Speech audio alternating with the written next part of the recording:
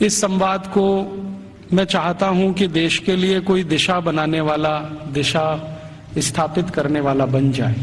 इस दृष्टि से मैं कुछ तथ्य आपके बीच रखना चाहता हूं।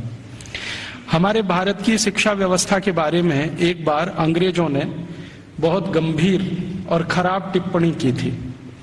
सन 1931 में महात्मा गांधी गोलमेज सम्मेलन में भाग लेने के लिए लंदन गए थे और अंग्रेजों की सरकार के साथ उनका वार्तालाप चल रहा था। अंग्रेजों की तरफ से जो गांधी जी से संवाद करने वाली टीम थी या उनका जो समूह था, उस समूह के जो बहुत प्रमुख लोगों में से एक, उन्होंने गांधी जी को एक बहुत खराब बात कही। उन्होंने ये कहा कि अगर अंग्रेज भारत नहीं आते तो भारत की शिक्षा व्यवस्था तो कभी भी बन नहीं पाती।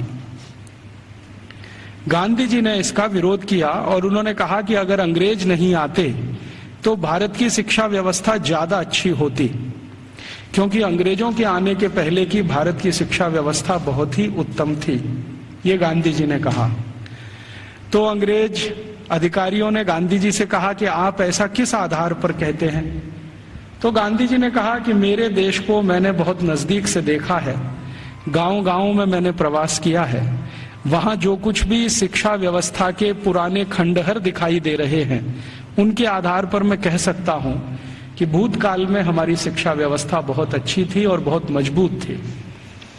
उसी समय गांधी जी के साथ उन अंग्रेज अधिकारियों का विवाद हो गया और गांधी जी की गोलमेज यात्रा समाप्त होने के बाद अंग्रेज अधिकारियों ने अपनी तरफ से एक वक्तव्य जारी किया जो लंदन के सभी प्रमुख समाचार पत्रों में छपा और उसमें यह कहा गया कि गांधी जी को अपने देश की शिक्षा व्यवस्था के बारे में गर्व है, लेकिन उनके पास इस बात का कोई आधार और सबूत नहीं है कि भारत की शिक्षा व्यवस्था अंग्रेजों के आने के पहले कैसी थी।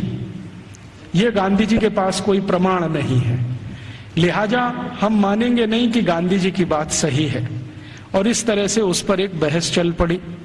भारत लौटने के बाद महात्मा गांधी ने उस बहस को बंद नहीं किया और लगातार उसको जिंदा रखा। गांधी जी के जो बहुत नजदीकी लोगों में से काम करने वाले एक व्यक्ति जो इस समय भी जीवित हैं और जो भारत के बहुत प्रमुख इतिहासकारों में माने जाते हैं, उनका नाम है प्रोफेसर धर्मपाल। जब भारत आजाद हो गया 15 अगस्त 1947 को, तो प्रोफेसर धर्मपाल जो गांधी जी के साथ भारत छोड़ो आंदोलन में शामिल हुए थे, उन्होंने गांधी जी को पूछा कि अच्छा अब मेरा काम क्या है? आजादी आ गई, सरकार बन गई, अब बताइए मेरा काम क्या है? तो गांधी जी ने कहा कि देखो, मैं 1931 में गोलमेज सम्मेलन में लंदन गया था। उस समय अंग्रेज अधिकारियों ने मुझे ये कहा था कि भारत में अंग्रेज अगर नहीं आते तो भारत की शिक्षा व्यवस्था तो कुछ भी नहीं होती। मुझे ये बात सही नहीं लगती, लेकिन मेरे पास इसको साबित करने के लिए कोई प्रमाण नहीं है। मैं तुमसे उम्मीद रखता हूं कि तुम भारत की शिक्षा व्यवस्था के बारे में जितने भी संभव हो प्रमाण इकट्ठे करो, दस्तावेज इकट्ठे करो, तथ्य इकट्ठे करो और उसके आधार पर यह सत्य साबित करो कि अंग्रेजों से आने के पहले की भारत की शिक्षा व्यवस्था कैसी थी। धर्मपाल जी ने गांधी जी के इस वाक्य को या गांधी जी के इस कथन को अपने जीवन का उद्देश्य बना लिया और वो भारत छोड़कर लंदन चले गए। लंदन के बाद दुनिया के कई देशों में घूमते रहे, फ्रांस में रहे, जर्मनी में रहे, यूरोप के देशों में 40 साल उन्होंने अध्ययन और अध्यापन किया। बहुत समय तक वो पढ़ाते रहे, जीविका चलाने के लिए, कुछ पैसा बनाने के लिए, लेकिन मूल उद्देश्य ये था कि भारतीय शिक्षा व्यवस्था कैसी थी अंग्रेजों के आने के पहले, उसके प्रमाण एकत्रित करना, दस्तावेज एकत्रित करना और उनके आधार पर कोई अधिकार पूर्वक बात कहना। श्री धर्मपाल जी के 40 साल के अथक प्रयासों से कुछ हजार दस्तावेज मिले जो अलग अलग स्थानों से उन्होंने लिए। उनका एक साथ जब बैठकर विश्लेषण किया तो पता चला कि अंग्रेजों के आने के पहले की शिक्षा व्यवस्था बहुत ही अच्छी थी। अभी थोड़े दिन पहले हमारे देश में एक घटना घटित हुई, वो इससे बहुत जुड़ी हुई है जो मैं कहने जा रहा हूं। हमारे देश के जो वर्तमान प्रधानमंत्री हैं डॉक्टर मनमोहन सिंह, ये थोड़े दिन पहले ऑक्सफोर्ड विश्वविद्यालय में गए थे और इनको ऑक्सफोर्ड विश्वविद्यालय ने मानद डॉक्टरेट की उपाधि दी थी। जिस दिन ये समारोह आयोजित हुआ था उस दिन मैंने उसका लाइव टेलीकास्ट देखा था, सीधा प्रसारण। और उस सीधे प्रसारण में लगभग मैं 2-2.5 घंटे बैठा रहा टीवी के सामने, देखता रहा कि क्या क्या हो रहा है। उस कार्यक्रम में 40 मिनट का तो व्याख्यान हुआ डॉक्टर मनमोहन सिंह का, और उसके अलावा कुछ दूसरी औपचारिकताएं हुई।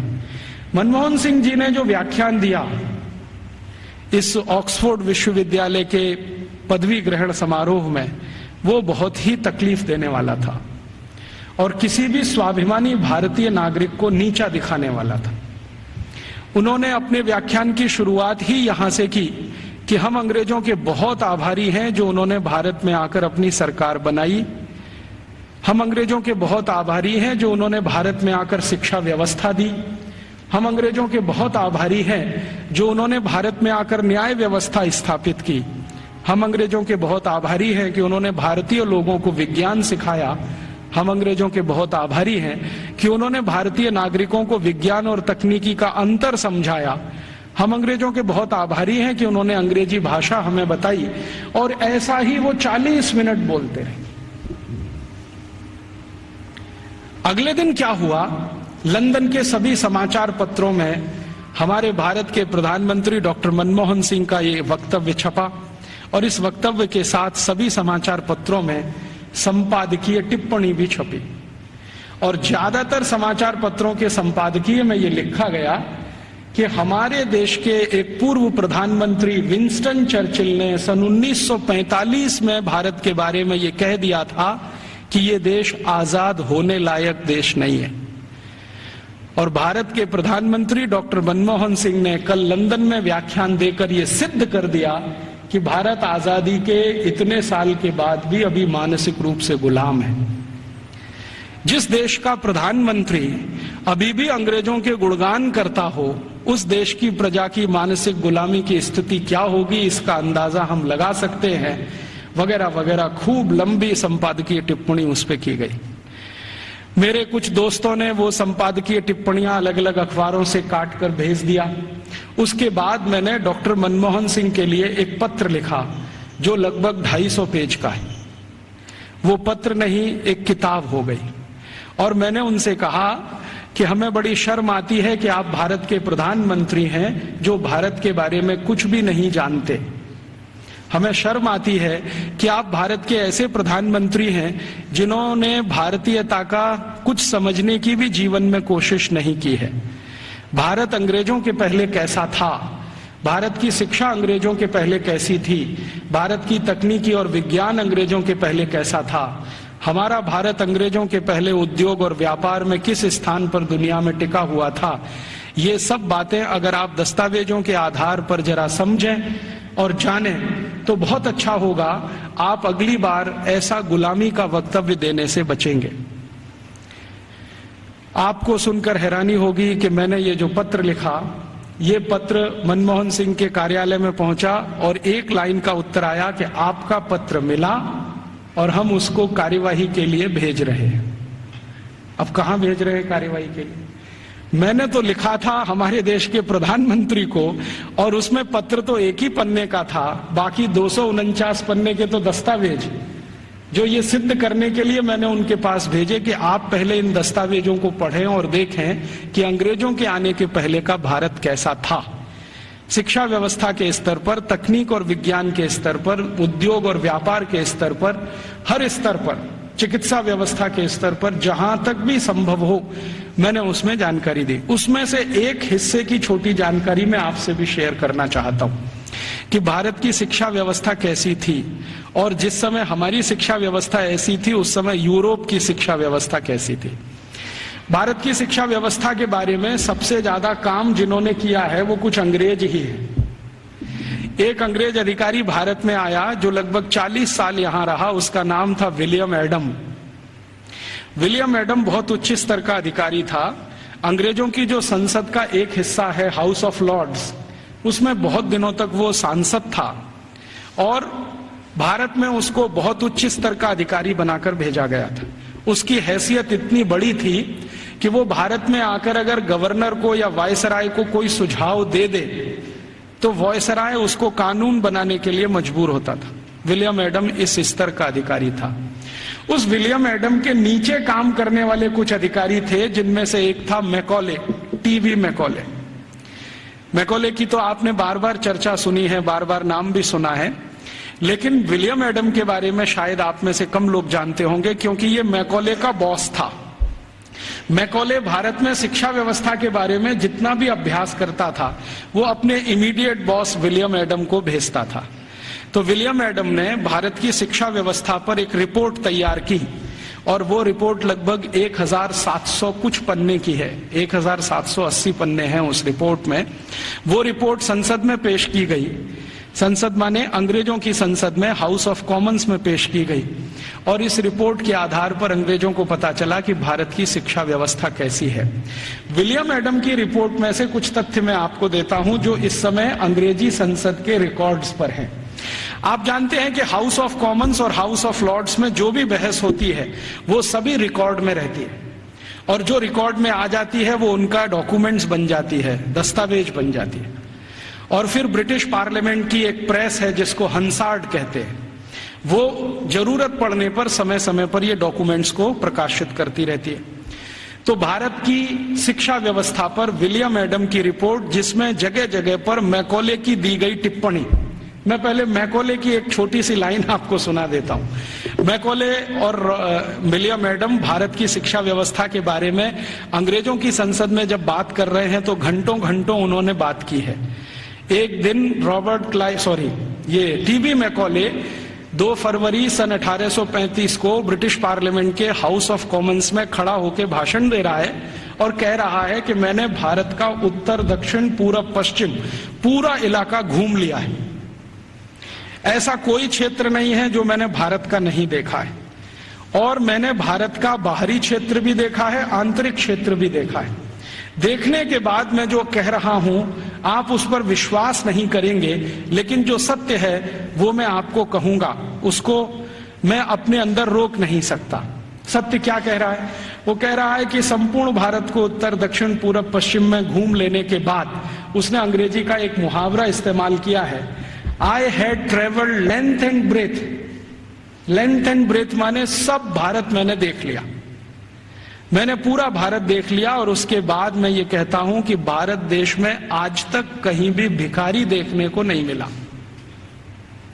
कोई बेरोजगार आदमी देखने को नहीं मिला, गांव के किसी कोने में किसी स्थान पर बैठा हुआ कोई ऐसा व्यक्ति ना मिला जो किसी पर पराश्रित हो।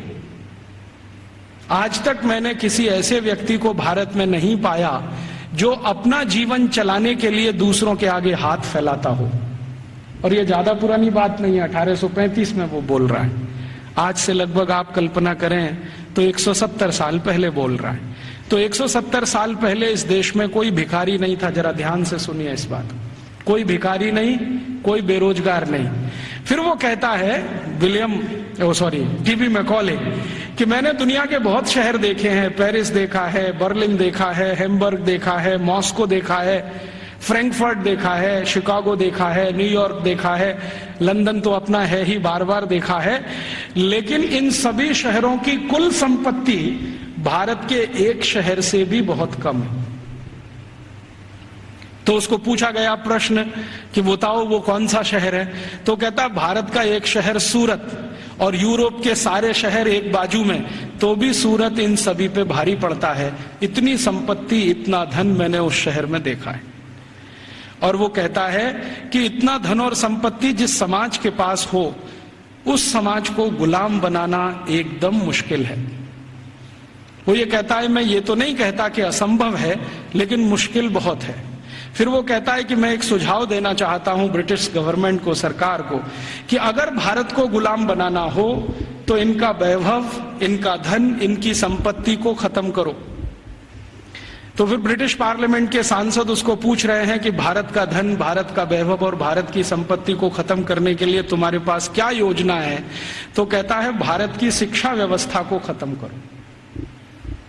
वो कहता है कि भारत में जितना भी धन है, संपत्ति है, वैभव है, ये भारत की शिक्षा व्यवस्था के कारण है।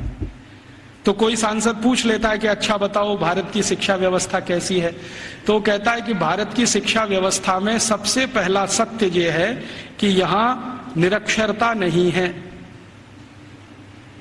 माने लिटरेसी कंप्लीट। तो उसको पूछा गया क्या संपूर्ण भारत में एक जैसा है, तो कहता है दक्षिण भारत में लिटरेसी 100% है।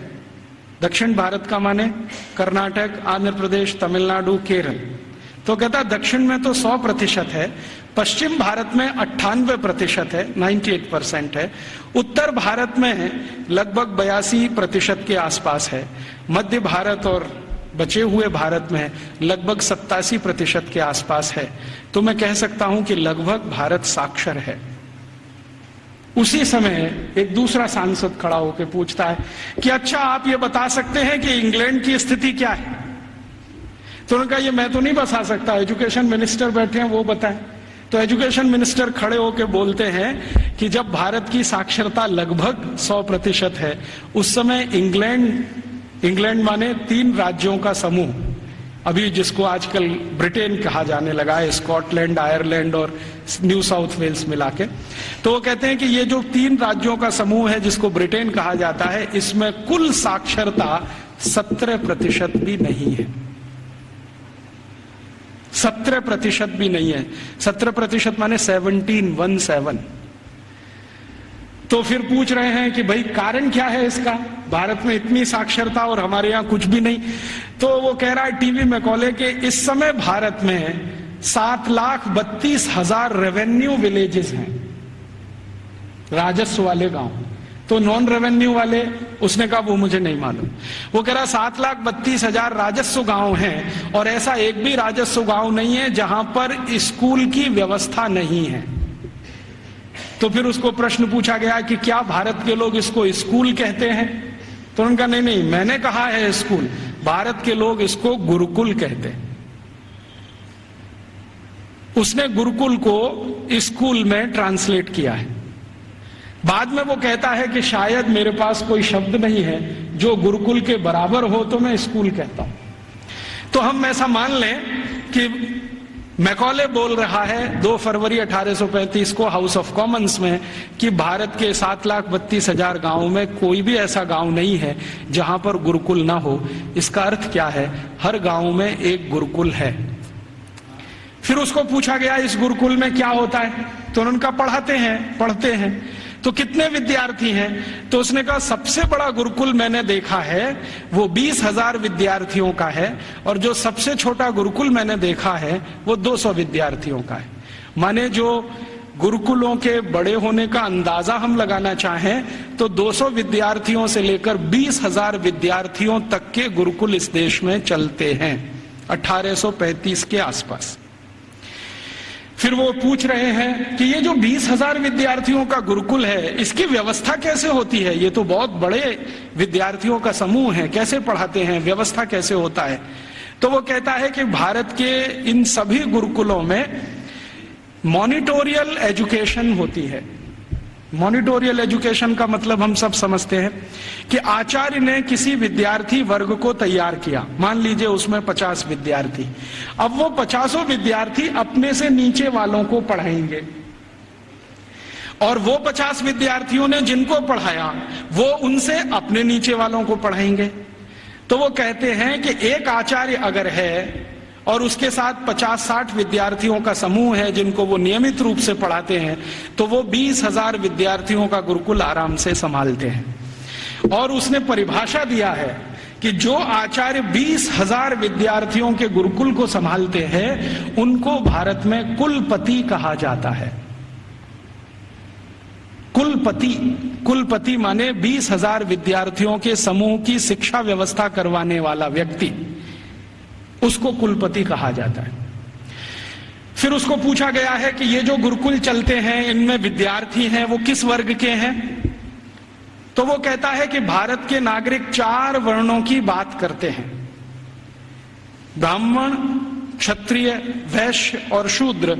तो वो कहता है कि ये सभी विद्यार्थी इन समूहों में से आते हैं। तो एक अंग्रेज उसको पूछ रहा है कि हमने तो कभी सुना था कि भारत में ज्यादा शिक्षा ब्राह्मणों के लिए है। वो कहता है नहीं, दस्तावेज बताते हैं कि ब्राह्मणों के लिए भी शिक्षा है, वैश्यों के लिए भी है, क्षत्रियों के लिए भी है और शूद्रों के लिए भी है। तो फिर उसको पूछ रहे हैं कि क्या तुम परसेंटेज में ये बता सकते हो कि ब्राह्मण कितने हैं, वैश्य कितने हैं, क्षत्रिय कितने हैं, शूद्र कितने हैं। तो वो कहता है कि दक्षिण भारत के जितने गुरुकुल हैं उनमें शूद्रों की संख्या सबसे ज्यादा है, और पश्चिम भारत के जितने गुरुकुल हैं उनमें वैश्यों और ब्राह्मणों की संख्या लगभग बराबर है, और उत्तर भारत के जितने गुरुकुल हैं उनमें सबसे ज्यादा संख्या क्षत्रियों की है, और बाकी जो 3 हैं ब्राह्मण, वैश्य और शूद्र ये लगभग बराबर हैं, और मध्य भारत में लगभग सब बराबर है। तो कुछ लोग चौंक जाते हैं, वो ये कहते हैं ये कैसे संभव है कि शूद्रों की संख्या दक्षिण भारत के गुरुकुलों में सबसे ज्यादा है। तो वो कहता है शूद्रों की ही नहीं, दक्षिण भारत के गुरुकुलों में महिलाओं की संख्या, लड़कियों की संख्या भी सबसे ज्यादा है। तो वो एक उत्तर दे रहा है प्रश्न का जिसमें वो बोल रहा है कि दक्षिण भारत के गुरुकुलों में लगभग 58% लड़कियां हैं और 42% लड़के हैं। तो फिर उसको पूछा गया ये कैसे संभव हो रहा है भारत में। तो कहता है कि इट क्वाइट नेचुरल, ये स्वाभाविक है, क्योंकि दक्षिण भारत में महिलाओं की संख्या, लड़कियों की संख्या लड़कों से ज्यादा है। और वो कह रहा है वैसे तो भारत में सभी जगह लड़कियों की संख्या लड़कों से ज्यादा है, और आप जानते हैं कि 1881 में अंग्रेजों ने जब पहला सेंसस कराया, पहला जनसंख्या सर्वेक्षण कराया, तो उसमें भी रेशियो यही निकलता है, महिलाएं लगभग 53% हैं और 47% पुरुष हैं। तो वो कह रहा है कि गुरुकुलों में दक्षिण में लड़कियां बहुत ज्यादा पढ़ती हैं। फिर वो पूछ रहा है कि इन लड़कियों को पढ़ाने के लिए जो अध्यापक हैं, तो वो कहता है कि वो सब महिलाएं ही हैं। लड़कों को पढ़ाने के लिए पुरुष हैं, लड़कियों को पढ़ाने के लिए महिलाएं हैं। तो फिर उससे पूछा जा रहा है कि ये जो अध्यापक पढ़ाते हैं इनके लिए कोई ट्रेनिंग सेंटर है क्या। तो वो कह रहा है कि सभी गुरुकुलों के साथ उच्च अध्ययन केंद्र जुड़े हुए हैं जहां पर इन अध्यापकों को तैयार किया जाता है, और तैयार होने के बाद वो गुरुकुलों में पढ़ाने का काम शुरू कर देते हैं। हर गुरुकुल के साथ एक उच्च अध्ययन केंद्र है। फिर उसके साथ पूछा जा रहा है कि अच्छा ये बताओ भारत के इन स्कूलों में, माफ करो गुरुकुलों में क्या विषय पढ़ाए जाते हैं। तो वो गिना रहा है कि 18 विषय पढ़ाए जाते हैं, 18 विषय पढ़ाए जाते हैं। सबसे ज्यादा किस विषय पर जोर दिया जाता है। तो वो कहता है कि भारत के गुरुकुलों में सबसे ज्यादा गणित पढ़ाया जाता है। तो ये गणित कौन सा पढ़ाया जाता है। तो वो कहता है वैदिक गणित पढ़ाया जाता है। तो फिर अंग्रेज पूछ रहे हैं कि हमारे यहाँ एक कॉमर्शियल मैथमेटिक्स है, तो उनका भारत वाले उसको पढ़ते नहीं है और उसमें उनकी ज्यादा रुचि भी नहीं है, वो वैदिक मैथमेटिक्स में ज्यादा रुचि लेते हैं। फिर दूसरा कौन सा विषय है जो सबसे ज्यादा पढ़ाया जाता है गणित के बाद। तो कहता है दूसरा सबसे ज्यादा बड़ा विषय है खगोल शास्त्र, इसको सब भारतवासी पढ़ते हैं। फिर तीसरा कौन सा विषय है। तो वो कहता है मेटलर्जी, माने धातु विज्ञान। फिर चौथा कौन सा विषय है। तो वो कहता है कि कारीगरी, कारीगरी माने जो विभिन्न तरह की कारीगरियां गांव में रहती हैं। हमारे सभी गांव में 18 तरह के कारीगर होते हैं। कोई लोहे का काम करने वाला, कोई लकड़ी का काम करने वाला, कोई बांस का काम करने वाला, कोई मिट्टी का काम करने वाला। तो वो कह रहा है कि सभी गुरुकुलों में ये कारीगरी पढ़ाई जाती है, 18 विषय उसमें अलग हैं। फिर वो पूछ रहा है कि इसके आगे के विषय बताओ। तो कहते हैं वो कि एस्ट्रोफिजिक्स पढ़ाते हैं। एस्ट्रोफिजिक्स समझते हैं, मॉडर्न साइंस का विषय है, और भारत में 1835 में सभी गुरुकुलों में ये पढ़ाया जाता है एस्ट्रोफिजिक्स। फिर और क्या पढ़ाते हैं। तो कहते हैं रसायन शास्त्र पढ़ाते हैं। रसायन शास्त्र के साथ और क्या पढ़ाते हैं। तो कहता है चिकित्सा शास्त्र पढ़ाते हैं। चिकित्सा शास्त्र में क्या विषय हैं। तो वो कहता है औषधि विज्ञान एक है और शल्य क्रिया दूसरा है, माने सर्जरी है और मेडिसिन है, और ऐसे ऐसे करके वो 18 विषय को गिनाता है। तो फिर वो पूछते हैं कि कैसे संभव है कि भारत के विद्यार्थी ये 18 विषय पढ़ लेते हैं। तो वो बताता है कि भारत के विद्यार्थियों को गुरुकुल में जब प्रवेश मिलता है तो वो सामान्य रूप से 5 वर्ष के होते हैं, और जब वो गुरुकुल से पढ़कर निकलते हैं तो उनकी उम्र 21 और 22 वर्ष की होती है।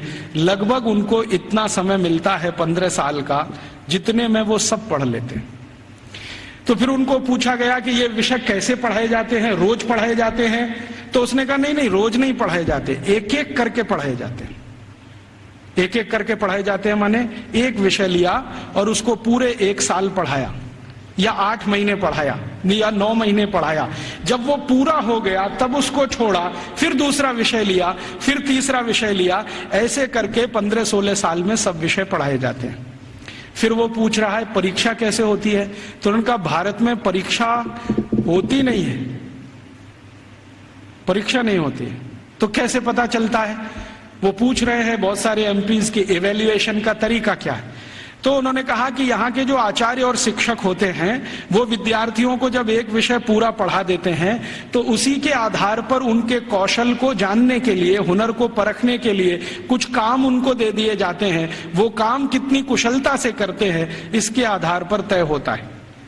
ये नहीं है कि क्लासरूम में बैठकर 3 घंटे का कोई क्वेश्चन पेपर सॉल्व कर रहे हैं, क्लासरूम में रट लिया है और आंसर शीट पर वॉमिटिंग कर रहे हैं। ऐसा नहीं है भारत में। उसने मजाक में कहा है लेकिन ये गंभीर है समझने के लिए। तो उसको पूछा गया है कि अच्छा आप जरा बताओ कि हमारी इंग्लैंड की स्थिति क्या है, अगर ऐसी शिक्षा भारत में है तो इंग्लैंड में। तो कहता है जी इंग्लैंड में तो अभी 17% ही साक्षरता नहीं है। और वो कह रहा है कि जब भारत में 7,32,000 गुरुकुल है तो पूरे इंग्लैंड में कुल मिलाकर 240 भी स्कूल नहीं है। और जो स्कूल हैं उनमें गणित पढ़ाना तो किसी को नहीं आता है, वो एक ही विषय पढ़ाते हैं और वो है बाइबल, और कुछ पढ़ाने को इनको नहीं है। मुझे थोड़ा इंटरेस्ट आया विलियम एडम की रिपोर्ट पढ़ने के बाद, तो मैंने इंग्लैंड के पिछले 400 साल के इतिहास के दस्तावेज इकट्ठे किए। तो पता चला कि इंग्लैंड में 16वीं शताब्दी तक तो कोई भी स्कूल नहीं था। आप जरा ध्यान से सुनना इन बातों। 16वीं शताब्दी तक तो कोई स्कूल नहीं था। ईस्ट इंडिया कंपनी जब भारत आई है तब उनके यहां एक स्कूल खुला था, चर्च के पिछवाड़े में, गैरेज में। गैरेज समझते हैं, जहां गाड़ियां खड़ी की जाती हैं। एक गैरेज हुआ करता था जो मुश्किल से 15-20 फीट लंबा, 15-20 फीट चौड़ा, लंदन के एक चर्च में। ये लंदन में आप कभी जाएं तो उनका जो स्क्वायर है जहां पर उनकी पार्लियामेंट है उसके बगल में वो चर्च आज भी है। तो उसकी पीछे के हिस्से में एक छोटे से में स्कूल खुला था जो उनको पढ़ाता था बाइबल। तो बाइबल पढ़ाने वाले स्कूल उनके यहाँ शुरू हुए, उसके पहले तो कोई स्कूल ही नहीं था। तो इंग्लैंड और यूरोप के इतिहास क्या बताते हैं शिक्षा के बारे में, तो आप जरा सोचो और सुनो। यूरोप का जो सबसे बड़ा इतिहासकार, सबसे बड़ा दार्शनिक, सबसे बड़ा फिलोसोफर, सबसे बड़ा सब कुछ, जो यूरोप में भगवान के अगला अवतार माना जाता है, उसका नाम है प्लेटो। प्लेटो सबसे महान। वो ये कहते हैं ये तो ईश्वर का ही अंश है। माने ईसा मसीह के बाद यूरोप में अगर किसी की इज्जत है तो वो प्लेटो की है। प्लेटो के बारे में यूरोप के सारे अर्थशास्त्री, सारे के सारे दूसरे शास्त्री, चाहे वो फिजिक्स वाले हों, केमिस्ट्री के हों, बॉटनी के हों, जूलॉजी के हों, इंजीनियरिंग के हों, मेडिकल के, सब मानते हैं the whole of the European civilisation is a footnote of Plato. मतलब यूरोप की पूरी सभ्यता जो है ना, प्लेटो के फुटनोट जैसी है। माने प्लेटो ने जितना कुछ लिख दिया है वो किसी पुस्तक के फुटनोट में अगर है तो उतनी ही पूरी यूरोप की सभ्यता है। मतलब यूरोप की सभ्यता का जनक प्लेटो ही है। प्लेटो ने अपनी जिंदगी में कई महत्वपूर्ण पुस्तकें लिखी हैं, उनमें से 2 का जिक्र करता हूं। एक पुस्तक उसकी जो दुनिया में सबसे ज्यादा चर्चित हुई है, द रिपब्लिक, गणतंत्र। और दूसरी पुस्तक जो बहुत चर्चित है पूरी दुनिया में, लॉज, LAWS, लॉज। ये 2 किताबें प्लेटो की सारी दुनिया में सबसे ज्यादा पढ़ाई जाती हैं, बहुत चर्चा होती है। द रिपब्लिक में प्लेटो लिखता है कि शिक्षा की जरूरत सभी को नहीं होती। शिक्षा की जरूरत सभी को नहीं होती। समाज का जो प्रभु वर्ग है, प्रभु वर्ग से मतलब सरकार चलाने वाला वर्ग, राजा और राजा के नजदीक, इन्हीं को शिक्षित होना चाहिए, बाकी को शिक्षित होने की जरूरत ही नहीं होती। क्यों? तो वो कहता है कि राजा और राजा के नजदीक का जो वर्ग है उसको आदेश देना है, बाकी को तो सब उस आदेश का पालन करना है। तो जो आदेश के पालन करता है उनको शिक्षित होने की क्या जरूरत है? शिक्षा की जरूरत तो सिर्फ राजा को है और राजा के नजदीकी लोगों को है। ये जो प्लेटो ने कहा, प्लेटो के बाद जो दूसरा उसका ग्रेट ग्रेट ग्रेट फिलोसोफर या उसका great great student Aristotle, Aristotle कहता है कि मेरा जो गुरु बोल गया है उसी पर मैं सहमत हूं। शिक्षा की जरूरत सभी को नहीं होती। समाज का जो प्रभु वर्ग है, माने जो संचालन करता है राज्य का, उसके राजा, मंत्री, मंत्रियों के नजदीकी अधिकारी, बस इनको पढ़ाई होनी चाहिए, बाकी किसी को नहीं। अरिस्टोटल के बाद जितने भी फिलोसोफर आए हैं और लेटेस्ट रूसो, देकार्ते, लेबिनिज, ये सब अपनी अपनी किताबों में लिख रहे हैं शिक्षा की जरूरत किसी को नहीं होती। अगर जरूरत है तो थोड़ा राजा को है। माने यूरोप में प्लेटो के समय से चली हुई विचारधारा आज 18वीं शताब्दी के सभी दार्शनिकों तक सतत चली आई है। शिक्षा सबके लिए नहीं है, सिर्फ राजा के लिए और प्रजा के लिए। प्रजा को जरूरत नहीं है शिक्षा की, राजा के नजदीकी लोगों को जरूरत है। तो फिर यह शिक्षा कैसे पूर्ति की जाए? तो प्लेटो लिखता है रिपब्लिक पुस्तक में ही कि राजा को अगर अपने बच्चों को शिक्षा दिलवानी है या खुद को शिक्षा लेनी है या उसके मंत्रियों को शिक्षा दिलवानी है तो इसके लिए स्कूल नहीं चाहिए। कोई शिक्षक को पकड़ लाइए, राजा को महल में आके पढ़ा देगा। कोई शिक्षक को पकड़ लाइए, राजा के बच्चों को उसके घर में पढ़ा देगा। कोई शिक्षक को पकड़ लाइए, मंत्रियों को वहां पढ़ा देगा। स्कूल की क्या जरूरत है? तो फिर प्लेटो को कई बार पूछे जाने वाले प्रश्नों में से एक है कि स्कूल क्यों नहीं चाहिए? तो कहता है ये फालतू का खर्चा है। वो ये कहता है स्कूल बनाने से अच्छा है एक बनाओ ऐसा स्थान जहां पर मनोरंजन हो सके। स्कूल की क्या जरूरत है? घर में आके कोई पढ़ा देगा, क्या जरूरत है स्कूल की? तो इसलिए इंग्लैंड में, इंग्लैंड के पड़ोसी फ्रांस में, जर्मनी में, स्वीडन में, स्विट्जरलैंड में 16वीं 17वीं शताब्दी तक एक भी स्कूल नहीं खोला गया। बाद में क्या हुआ, क्रिश्चियनिटी का असर जैसे जैसे बढ़ा यूरोप में, आप जानते हैं कि क्रिश्चियनिटी यूरोप में 2000 साल पहले ही आई है। उसके पहले यूरोप क्रिश्चियन नहीं था। यूरोप की छोटी छोटी जातियां, जनजातियां होती थीं जो 1000 से ज्यादा हैं, समूह हैं छोटे छोटे, वो अपना अपना धर्म और संस्कृति माना करते थे। उनके यहाँ ईसाइयत क्या होती है मालूम नहीं। 2000 साल से ईसाइयत आई है। तो जब ईसाइयत का बहुत प्रचार हुआ और समाज और ईसाइयत के बीच में संघर्ष हुआ, तब उन्होंने बाइबल स्कूल शुरू किए और वो बाइबल स्कूल पूरे इंग्लैंड में फैले, फ्रांस में, जर्मनी में फैले। तो वो कह रहा है टीवी में कोले कि हमारे यहाँ तो कुछ स्कूल चलते हैं, वहां सिर्फ बाइबल पढ़ाई जाती है और कुछ नहीं पढ़ाया जाता, और बाइबल भी पढ़ाई जाती है तो संडे को पढ़ाई जाती है, बस मंडे से सैटरडे छुट्टी रहती है।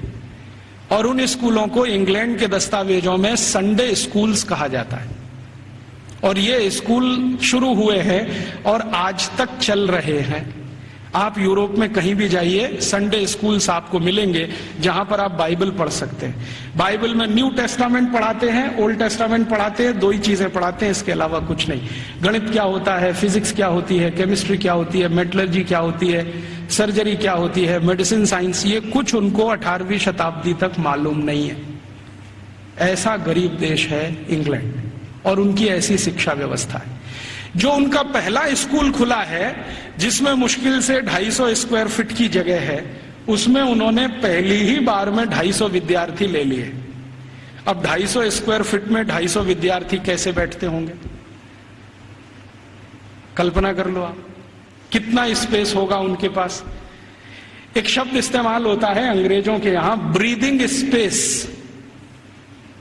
ब्रीदिंग स्पेस भी नहीं है। वो कह रहा है मैकॉले कि हमारे तो बाइबल स्कूलों में ब्रीदिंग स्पेस भी नहीं है, माने हर विद्यार्थी को घिचपिच में बैठना पड़ता है, जगह नहीं है उनके पास। लेकिन भारत के एक एक गुरुकुल तो 5-5 हेक्टेयर में बने हुए हैं।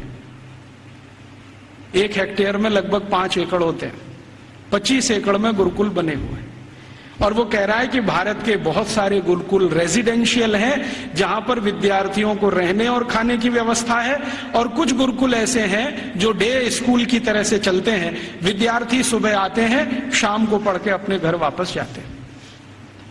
फिर उसको पूछा जाता है कि भारत के विद्यार्थियों को ये सारी की सारी जो शिक्षा दी जाती है, इसका कोई वर्गीकरण है, क्लासिफिकेशन है? तो वो बहुत सुंदर उत्तर दे रहा है, जो हमें इस पे रिसर्च आज जरूरी है करना। वो ये कह रहा है कि भारत के विद्यार्थियों को 2 चीजें पढ़ाई जा रही हैं, एक तो शिक्षा है, दूसरी विद्या है। अब वो कहता है कि मुझे समझ में नहीं आता शिक्षा कौन सी है, विद्या कौन सी है। लेकिन मैं जितने भी गुरुकुलों में गया हूं, पूछता हूं क्या पढ़ते हो, तो कुछ विद्यार्थी कहते हैं हम शिक्षा ले रहे हैं, कुछ कहते हैं हम विद्या ले रहे हैं। ये विद्या क्या है, शिक्षा क्या है, मुझे समझ में नहीं आता, लेकिन ये हर गुरुकुल में मुझे सुनाई देता है। हमको समझना चाहिए कि शिक्षा और विद्या ये 2 अलग चीजें होती हैं। आज के समय में हमने इन दोनों का खिचड़ी बना दिया है, और ऐसा खिचड़ी बना दिया है कि उसमें से चावल और मूंग की दाल को बीन पाना ही बड़ा मुश्किल हो गया है। नाम सब है विद्यालय और काम कर रहे हैं शिक्षालय का, है कि नहीं? कोई भी विद्यालय ले लो, 1 2 3 नाम विद्यालय, विद्यालय महाविद्यालय, ये विद्यालय, काम सब शिक्षालय का कर रहे हैं, नाम विद्यालय रखा हुआ है। ऐसा घालमेल कर दिया। शायद ये मैकॉले का असर है, क्योंकि मैकॉले को शिक्षा और विद्या में अंतर नहीं मालूम था, हमें भी नहीं मालूम है। हम जानते नहीं है कि विद्या क्या होती है और शिक्षा क्या होती है। विद्या जो है ना, अपनी जिंदगी को अध्यात्म के रास्ते पर ले जाने वाली, अपने जीवन को ऊंचा उठाने वाली, आत्मा का परमात्मा से मेल कराने वाली, मनुष्य शरीर छूटने के बाद हमारी आत्मा परमात्मा से मिल जाए, इन सब बातों को सिखाने वाली, धर्म क्या है, अधर्म क्या है, न्याय क्या है, अन्याय क्या है, श्रेय क्या है, अश्रेय क्या है, छोड़ने वाला क्या है, ग्रहण करने लायक क्या है, ये सब ज्ञान देने वाली या विवेक देने वाली ये तो है विद्याएं। और बाकी हमने मैथमेटिक्स पढ़ लिया, हमने केमिस्ट्री पढ़ ली, हमने ये फिजिक्स पढ़ लिया, हमने ये कॉमर्स सीख लिया, हमने वो, ये है सब शिक्षा। तो कह रहा है कि भारत के सभी गुरुकुलों में विद्या है और शिक्षा है, लेकिन वो उसको इतना समझ में आ गया है कि ये जो विद्या है वो शिक्षा से ऊंची है। इसलिए भारत में गुरुकुल में जाने वाला सभी अपने को विद्यार्थी कहता है, शिक्षार्थी कोई नहीं कहता अपने को, क्योंकि मूल जो वो सीखने आया है वो कुछ और सीखने आया है। खाली गणित सीखने नहीं आया है, या खाली कॉमर्स सीखने नहीं आया, या खाली मेटलर्जी सीखने नहीं आया, विद्या सीखने आया। इसलिए विद्यार्थी कहलाना वो पसंद करता है अपने आप को। और वो कहता है कि जितनी ऊंची कल्पना भारत में है विद्या और शिक्षा की, हम तो उसके दूर दूर कहीं नजदीक तक नहीं है। फिर उसको पूछा जाता है कि अच्छा ये बताओ कि भारत में हायर स्टडीज सेंटर हैं क्या? तो कहता हाँ हैं। कितने हैं? तो संख्या गिना रहा है 15,800 कुछ। हायर स्टडीज सेंटर का मतलब क्या है? हायर स्टडीज सेंटर का माने विश्वविद्यालय। उनकी जो परिभाषा है ना, उस परिभाषा में विश्वविद्यालय, हायर स्टडीज सेंटर। हमने तो कुछ 2-4 नाम सुने हैं, एक नालंदा का हुआ करता था, एक तक्षशिला का हुआ करता था, लेकिन 1835 में मैकॉले बोल रहा है अपने पार्लियामेंट में कि 15,800 कुछ विद्यालय, सॉरी विश्वविद्यालय। और वो ये कह रहा है कि ये जितने भी विश्वविद्यालय हैं ये किसी एक विषय के निपुण हैं, कोई एक विषय। जैसे वो नाम लिख के बता रहा है, मेरे पास ये सब नाम है 15,800 और उसकी सीडी है। अगर एलसीडी प्रोजेक्टर हो तो मैं आपको दिखा सकता था। लैपटॉप मेरे पास अभी है, उसमें सब फीड किया हुआ है। एक विद्यालय है, माफ करिए विश्वविद्यालय है, अमरावती विश्वविद्यालय। अमरावती विश्वविद्यालय मशहूर है किस बात के लिए? वो मेटलर्जी के लिए मशहूर है, धातु विज्ञान सिखाया जाता है। और पूरा विश्वविद्यालय धातु विज्ञानियों से भरा हुआ है। और धातु विज्ञान कई तरह का है, जैसे कच्चे लोहे से फौलाद बनाना, जैसे जमीन में से लोहा तांबा लोहा तांबा सिल्वर माने चांदी और सोना, ये जो दूसरी दूसरी बेशकीमती धातुएं निकलती हैं, इनका एक्सट्रैक्शन कैसे किया जाए ये सिखाने वाला। माने आज जो हमारे यहाँ आईआईटीज में सिखाया जाता ना मेटलर्जी में, वही वहां उस समय यूनिवर्सिटीज में सिखाया। फिर वो कह रहा है एक विश्वविद्यालय में गया था, कांगड़ा विश्वविद्यालय, कांगड़ा माने हिमाचल, तो वो किसके लिए मशहूर है? तो कह रहा है ये सर्जरी के लिए मशहूर है। तो उसको पूछा जा रहा है कि किस तरह की सर्जरी होती है, तो कहता है जी हम सोच नहीं सकते वैसी सर्जरी होती है। और उसको उसने शब्द दिया है जिसको आज के इक्विवेलेंट अगर मैं कहूं तो राइनोप्लास्टी। राइनोप्लास्टी सर्जरी का लेटेस्ट साइंस है 21वीं शताब्दी का, जिसमें आपके शरीर के किसी अंग के चमड़े को निकालकर किसी दूसरे अंग पे लगा दिया जाए। और ये 1835 में वो बोल रहा है कि कांगड़ा विश्वविद्यालय में तो ये सब सिखाया जाता है और सब सीखते हैं राइनोप्लास्टी। तो वो कहता है मैंने मेरी आंखों से एक ऑपरेशन देखा है जिसमें पैर के नीचे के हिस्से से माने घुटने से नीचे के हिस्से से चमड़ी निकालकर नाक पर लगाई गई, और वो कहता है 21 दिन में वो पूरा ठीक हो गया है, पता ही नहीं चलता है कि इसका कोई ऑपरेशन हुआ है। ग्राफ्टिंग जिसको कहते हैं, स्किन ग्राफ्टिंग। और ये 1835 में भारत में होता है। कांगड़ा विश्वविद्यालय का उसने लंबा डिस्क्रिप्शन किया है कि मैंने ऐसा देखा, मैंने वैसा देखा। फिर इसी तरह एक अंग्रेज अधिकारी है, वो खड़ा होकर चिल्लाने लगता, हाँ मैंने भी देखा है, कर्नल कूट उसका नाम। जैसे ही उसने सुना तो वो भी खड़ा हो गया, उसने कहा मैंने भी देखा है, एक बार मैं भारत देश गया था, हैदर अली के साथ मैंने युद्ध लड़ा था, हैदर अली ने मुझे परास्त कर दिया था, मेरी नाक काट दी थी, मैं कटी हुई नाक लेके वहां से भागा था, और बेलगाम नाम का भारत में कोई एक गांव है, वहां के एक वैद्य ने मेरी नाक का ऑपरेशन किया था और जोड़ दिया था, और अभी वो नाक मेरी ऐसी है। वो खड़े होकर बोल रहा। तो उसको सब सांसद पूछ रहे हैं कि अच्छा तुम्हारी नाक ही काटी थी, सिर क्यों नहीं काटा? क्योंकि तुम तो परास्त हो गए थे, तो तुम्हारा सिर क्यों नहीं काट दिया? तो वो कहता है भारत के राजा बड़े दयालु हैं, उनके मन में बड़ी दया है, दुश्मन को भी पूरा मारते नहीं है, अंग भंग करके छोड़ देते हैं, और भारत में नाक कटना ही बहुत बड़ी बदनामी की बात है, हमारे यहां ऐसा कुछ। तो ये कर्नल कूट के जो कहे हुए और मैकॉले के कहे हुए इन दस्तावेजों से अंदाजा लगता है कि सर्जरी कोई बहुत ऊंचे स्तर की थी। फिर इन सर्जरी को करने वाले जो आचार्य होते थे, उन आचार्यों के उपकरण कैसे हैं उसका वो डिस्क्रिप्शन कर रहा है। और आपको सुनकर आश्चर्य होगा कि सामान्य रूप से सर्जरी का एक आचार्य माने आज का MS मास्टर ऑफ सर्जरी, उस जमाने का आचार्य, तो वो कहते हैं कि सामान्य रूप से एक आचार्य के पास कम से कम 500 इंस्ट्रूमेंट्स तो होते ही हैं। वो कहता 20 तरह की तो उनके पास क्लिप्स है, ये जो 2 वाली होती है ना पकड़ के, 20 तरह की, और सभी उच्च स्तर के लोहे से बनी हुई, जिनमें कभी जंग नहीं लगता। फिर वो कहता भारतवासी बिना जंग का लोहा बनाना तो 10वीं शताब्दी से जानते हैं, हमने उनसे ही सीखा है, हमको लोहा बनाने की तकनीक भारत से ही आई है, और ऐसा लोहा बनाना जानते हैं जिसपे कभी जंग नहीं लगती। वो आज भी कभी देखना हो तो चले जाइए, मेहरौली का खंबा खड़ा हुआ है। वो कहता इनको ऐसा लोहा बनाना आता है तो इंस्ट्रूमेंट अच्छे अच्छे बना लेते हैं।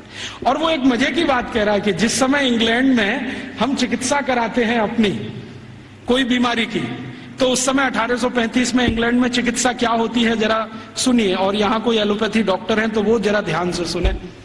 1835 में इंग्लैंड में चिकित्सा व्यवस्था होती है तो क्या है, एक ही चिकित्सा है उनके पास, हिप्पोक्रेटिस मेडिसिनल सिस्टम।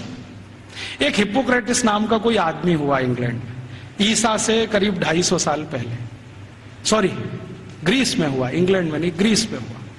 तो उसने कुछ सिद्धांत दिए हैं, वही सिद्धांत एलोपैथी का मूल आधार है, सारे के सारे सिद्धांत। तो हिप्पोक्रेटिस क्या कहता है, वो कहता है शरीर में कोई भी बीमारी घुस गई तो उसका एक ही कारण है कि रक्त आपका दूषित हो गया है, कोई भी बीमारी हो, सर्दी हो गई, जुकाम हो गया, बुखार आ गया, खांसी हो गई, आपको डायरिया हो गया, डिसेंट्री हो गई, लंग इन्फेक्शन, कुछ भी हो गया, तो हिप्पोक्रेटिस एक ही बात में डायग्नोसिस देता है कि आपका रक्त दूषित है।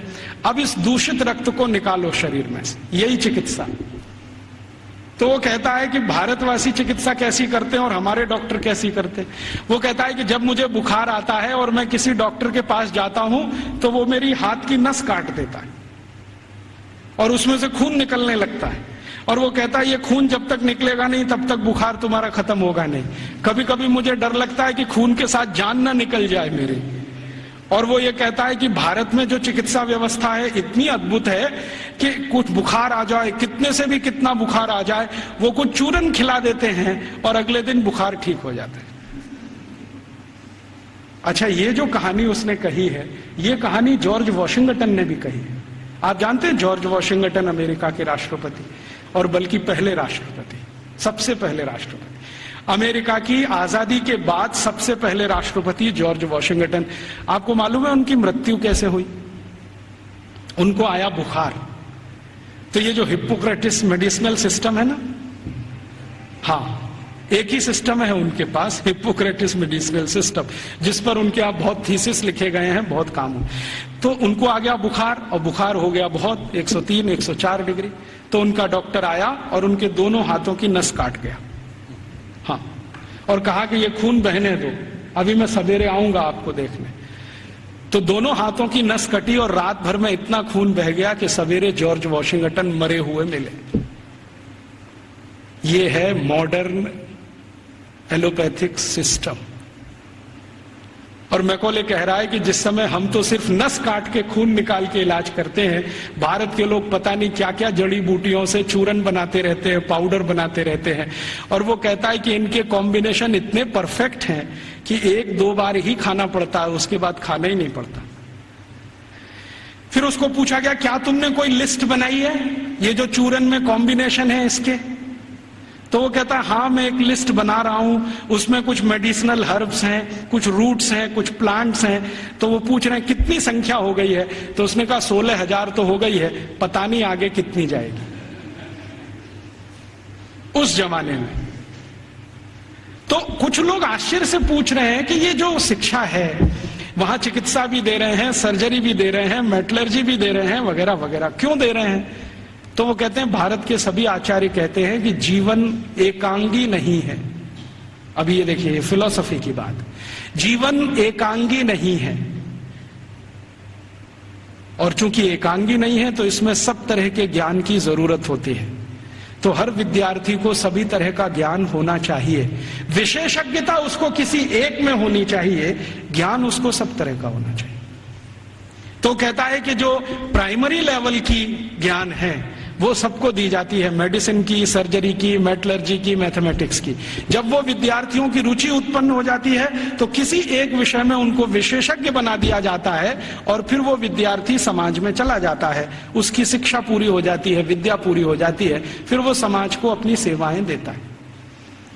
और वो एक बहुत महत्व की बात कह रहा है कि भारत के विद्यार्थी इन सब गुरुकुलों से जब पढ़कर निकलते हैं तो उनको संकल्प कराया जाता है, संकल्प कराया जाता है। और संकल्प क्या कराया जाता है? तो उनको ये कहा जाता है कि देखो, ये जो ब्रह्मांड जगत है, वो उसको अंग्रेजी में एक्सप्लेन कर रहा है, ठीक से नहीं कर पाया, कहीं गलती है वो मैंने ठीक कर दिया है, क्योंकि बहुत सारी चीजें उनके समझ की बाहर है जो हमारी समझ के लिए सामान्य है। क्योंकि हर सभ्यता में कुछ बातें विशेष होती हैं जो दूसरी सभ्यता में नहीं मिलती है। तो बाहर वाला आकर उसको जिस चश्मे से देखेगा, हमारा चश्मा उससे बिल्कुल अलग होगा। तो वो कह रहा है कि भारत में ऐसा बोलते हैं, मानते हैं कि ये जो ब्रह्मांड जगत है इसमें मनुष्य ही नहीं है, मनुष्येतर बहुत सारे प्राणी हैं, पक्षी हैं, जीव है, जंतु हैं, और सब भारतवासी मानते हैं कि सब में आत्मा है, सब में आत्मा है। और प्लेटो क्या कहता है? प्लेटो करे जरा इसका सोचो, वो रिपब्लिक में लिख रहा है और लॉज में उसको रिपीट किया है। वो ये कहता है आत्मा सिर्फ राजा में होती है, प्रजा में आत्मा ही नहीं होती। प्लेटो का है, ये मेरा नहीं। वो कहता है आत्मा सिर्फ राजा में है, प्रजा में आत्मा है ही नहीं, इसलिए कानून सब प्रजा के लिए है, आदेश देने का अधिकार राजा को है। और प्लेटो तो कहता है कि राजा के मुंह से जो निकल गया वही कानून, प्रजा को उसी का पालन करना है। अच्छा, फिर प्लेटो ने स्ट्रेटिफिकेशन किया है कि राजा तो एक वर्ग है, उसके नीचे के वर्ग के उसने वर्गीकरण किया है कि प्रजा में पहला कौन, तो कहता है कि ये जो उद्योगपति हैं, व्यापारी हैं, धंधा करने वाले, ये पहले स्तर के। दूसरे स्तर पर कौन, तो अध्यापक हैं और कारीगर हैं और म्यूजिशियन है, संगीतकार हैं, पेंटर हैं, आगे आदि 2। तीसरे नंबर पर कौन, तो तीसरे नंबर पर खेत में काम करने वाले मजदूर हैं, फैक्ट्री में काम करने वाले मजदूर हैं वो। चौथे नंबर पर कौन, तो कहता है स्त्रियां, महिलाएं, वो चौथे नंबर पे। आखिरी 5वां कोई नंबर नहीं है वहां। तो वो कहता है प्लेटो कि मैं कभी कभी कल्पना करता हूं कि प्रजा में गलती से आत्मा आ गई तो स्त्रियों में तो कभी नहीं आती, इसलिए वो लॉज में लिख रहा है कि कभी भी किसी न्यायाधीश को किसी स्त्री की गवाही पर विचार ही नहीं करना चाहिए, क्योंकि स्त्री को सत्य का ज्ञान नहीं है, उसको विवेक नहीं है, क्योंकि उसको आत्मा नहीं। तो आप जानते हैं ये जो मॉडर्न जस्टिस माने जुडिशियल सिस्टम निकला, जिसमें से आईपीसी, सीआरपीसी और सीपीसी आया और हमने बिना सोचे समझे उसको अपने देश में अपनाया, इस जुडिशियल सिस्टम में 1950 तक किसी महिला की गवाही को माना ही नहीं जाता था। यूरोप में अदालत में चलने वाले किसी भी मुकदमे में किसी महिला की गवाही नहीं मानी जाती थी।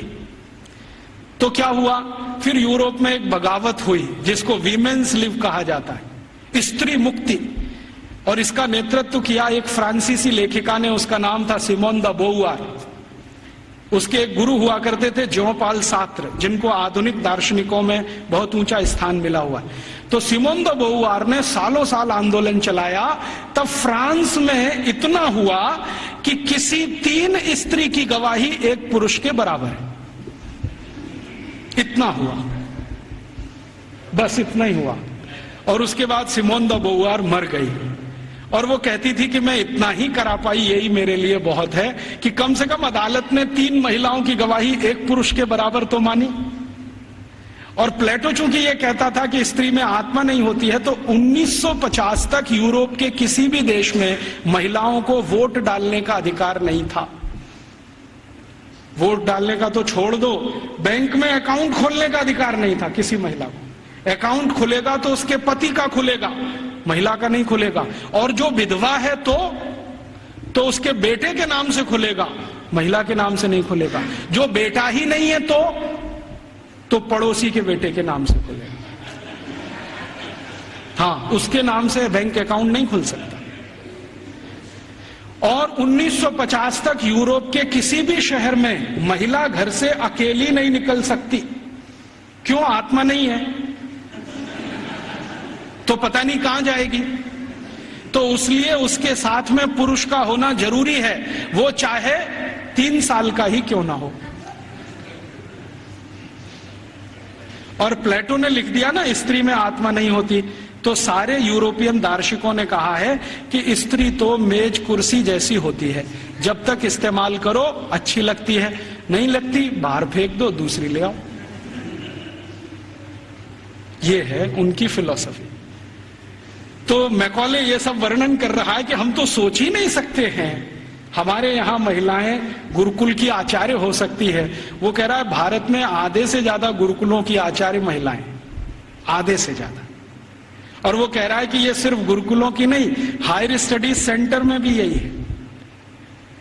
तो उसको पूछा जा रहा है कि ये भारत में ऐसा कैसे हो गया, महिलाओं को इतनी शिक्षा मिल गई, इतनी ऊपर आ गई। तो वो कहते हैं भारत वाले बिल्कुल विचित्र हैं, ये कुछ और मानते हैं। हम मानते हैं कि स्त्री में आत्मा नहीं होती, भारत वाले कहते हैं कि स्त्री परमात्मा के सबसे नजदीक होती है, क्योंकि उसमें पुरुष से कुछ गुण ज्यादा होते हैं। हमारे सभी शास्त्रों में आप ये देख सकते हैं, चाहे ऋग्वेद में देखना हो तो देख लीजिए। ऋग्वेद के कई सूत्र ऐसे हैं जो ये बताते हैं कि स्त्री पुरुष से ऊंची है, क्योंकि उसमें ईश्वरीय गुण हैं। और आज की जो मॉडर्न साइंस है ना, इसने इसको दूसरे तरह से कहा है कि स्त्री में एक क्रोमोसोम ज्यादा होता है, वही सारा खेल खेलता है। पुरुष में नहीं है। स्त्री तय करती है कि बच्चा होगा या नहीं होगा, पुरुष में कोई दम नहीं। तो ये आज की मॉडर्न साइंस कहती है। हमारी साइंस तो बहुत पहले कह चुकी है कि स्त्री ईश्वर के सबसे नजदीक है। हमारे कई शास्त्रों में ऐसे सूत्र हैं जो ये कहते हैं कि जब समाज को ये पता न चले कि क्या करना क्या नहीं करना, तो स्त्रियों से पूछो, वो बताएंगी कि क्या करना। क्यों? क्योंकि उनको फंक्शनल नॉलेज सबसे ज्यादा होती है। फंक्शनल नॉलेज हम समझते हैं, जो क्रियात्मक ज्ञान है, जिससे कुछ हो जाता है, ऐसा ज्ञान उनको सबसे ज्यादा है। और फालतू ज्ञान पुरुषों को बहुत होता है। और उसका तमाशा देखना हो तो भारत की संसद को देख लो।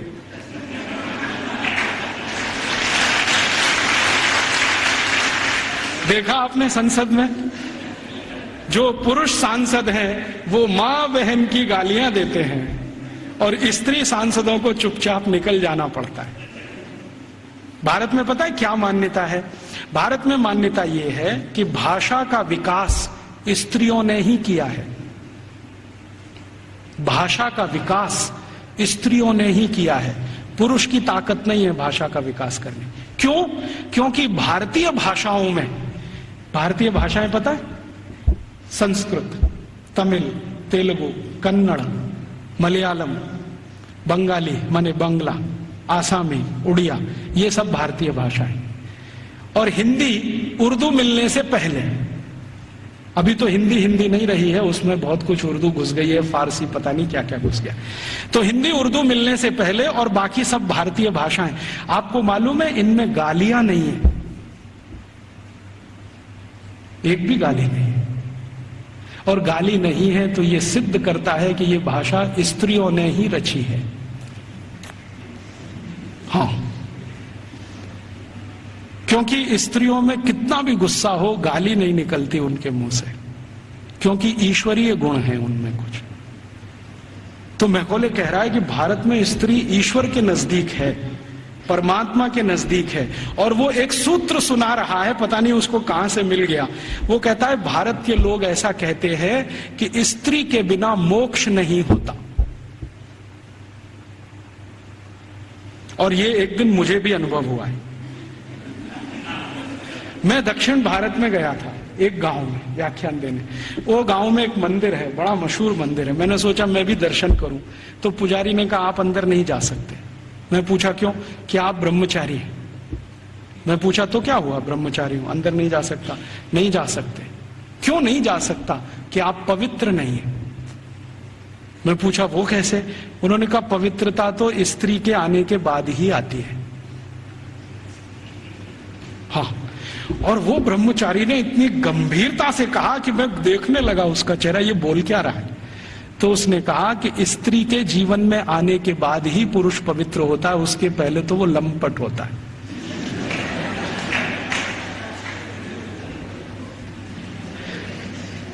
तो मंदिर में मुझे घुसने नहीं दिया उसने। और वो कहता आप तो क्या, हजारों साल से यहां कोई भी व्यक्ति बिना पत्नी के मंदिर में गया नहीं है। तो मैंने कहा ठीक है, फिर कभी हो तो सोचूंगा। तो मैं वापस चला आया। ये बात को मैकॉले बोल रहा है वहां कि भारतवासी बोलते हैं कि मोक्ष स्त्री के साथ ही होता है। और हमारे सभी ऋषि मुनि गृहस्थ थे, सदगृहस्थ थे, ब्रह्मचारी नहीं थे। मैंने जितने ऋषि मुनियों को आज तक पढ़ा है, सबको तो नहीं पढ़ा लेकिन जितने को पढ़ा है, सब गृहस्थ थे। इसलिए गृहस्थ आश्रम कोई ऊंची चीज है हमारे यहाँ। तो ये वो बोलता है कि जब ऊंची चीज आपके पास है तो उससे और ऊंची प्राप्त करने की ताकत है। जो ऊंची नहीं है तो ज्यादा ऊंची तो मिलेगी नहीं। तो भारत में तो स्त्री का ये हैसियत है कि वो अगर नहीं है तो परिवार नहीं है, समाज नहीं है, संस्कार नहीं है, भाषा नहीं है, ज्ञान नहीं है। इसलिए भारत में स्त्रियां तो बहुत ऊंची हैं। फिर वो कहता है कि हमारे यहाँ इंग्लैंड में तो गांव गांव में स्त्रियों को मारते पीटते हैं, जला भी दे देते हैं। आपको मालूम है यूरोप में 2500 साल एक परंपरा चली है विच हंटिंग। बहुत किताबें लिखी गई हैं इसमें, बहुत लिखा। विच हंटिंग समझते? विच माने क्या कहना चाहिए हिंदी में? डायन। डायन, डायन कहते हैं ना। डायन को ढूंढना और उसको मारना, ये बहुत बड़ा खेल चलता था यूरोप के सभी देशों में, Germany, France, Sweden, Switzerland, Denmark, Norway, सब देशों में, और 2500 साल चलता था। गांव में ढूंढ ढूंढ के ऐसी महिलाओं को मारा जाता था जिनके पति की मृत्यु हो गई हो, तो मान लिया जाता था ये तो विच हो गई है और इसको हंट करना है, माने मार देना है। उनको जिंदा जलाना, कभी उनको जमीन में खड्डा खोद के गाड़ देना, बाल पकड़ के उनको खींच लेना, तरह तरह के अत्याचार उनके ऊपर होते थे। और किस देश में, किस साल में कितनी महिलाओं को विच हंटिंग किया गया, इसके रिकॉर्ड्स आजकल मैं इकट्ठे कर रहा हूं। तो हमारे यहां जब सती प्रथा की कहानी चर्चित हुई ना विलियम बेंटिंक के द्वारा, उसी साल में इंग्लैंड में 2700 से ज्यादा महिलाओं को डायन कह के मार डाला गया, उसी साल में। अब हुआ क्या कहानी में कि विलियम बेंटिंक ने अपने देश में जो 2500 से ज्यादा महिलाओं को डायन मरवाया कह के, उसकी चर्चा तो की नहीं आज तक। एक किसी महिला को इस देश में डायन सिद्ध करके मरवा दिया, उसको इतना ग्लोरीफाई कर दिया कि भारत के सभी गांवों में यही होता है। और विलियम बेंटिंक को तो कुछ समझ भी नहीं थी, अकल भी नहीं थी। अभी थोड़े दिन पहले इस प्रश्न का मुझे उत्तर मिला। भारत देश में आप जानते हैं कि 4500 से ज्यादा वनवासी जातियां हैं, 4556 हैं कुछ वनवासी जातियां। जैसे गोंड हैं, वो एक वनवासी जाति है। ऐसे ही गोंड जैसे 4500 से ज्यादा समूह हैं। इनके बीच में मैं पिछले कुछ सालों से घूम रहा हूं और मैंने वहां देखा कि सती का मतलब क्या होता है, सती कहते किसको। एक बार गोंड लोगों के एक बहुत बड़े सम्मेलन में मैं गया और वहां किसी को सती किया जाना था। मैंने कहा चल के देखूं ये होता क्या है सती होना। तो वहां हुआ ये था कि एक महिला के पति का देहांत हो गया, स्वर्गवास हो गया, और पति का स्वर्गवास हो गया तो उसकी अंतिम यात्रा के लिए गांव के लोग जा रहे हैं।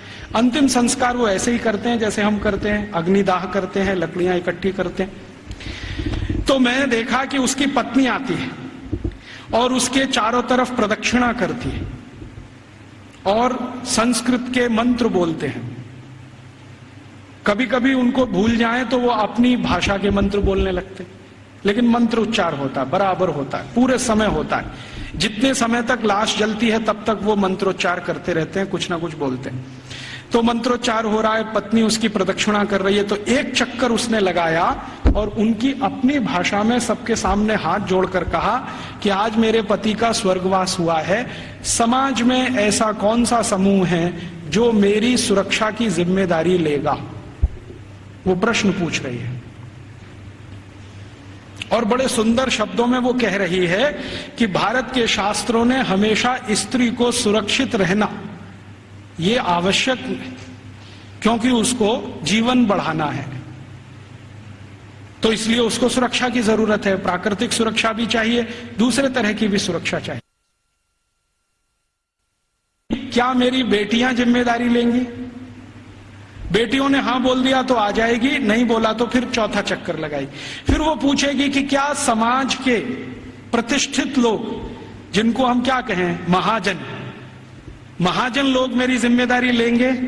अगर उन्होंने हां बोल दिया तो आ जाएगी, ना बोल दिया तो फिर चक्कर लगाएगी पांचवा। फिर वो पूछेगी कि इस समाज के आचार्य लोग, उपाचार्य लोग मेरी जिम्मेदारी लेंगे? अगर हां बोला तो उनके पास आ जाएगी, नहीं तो वापस। और आखिरी चक्कर सातवां जब लगाएगी तो वो पूछेगी कि क्या पुरोहित हम समझते हैं पूजा पाठ कर, क्या पुरोहित मेरी जिम्मेदारी लेंगे?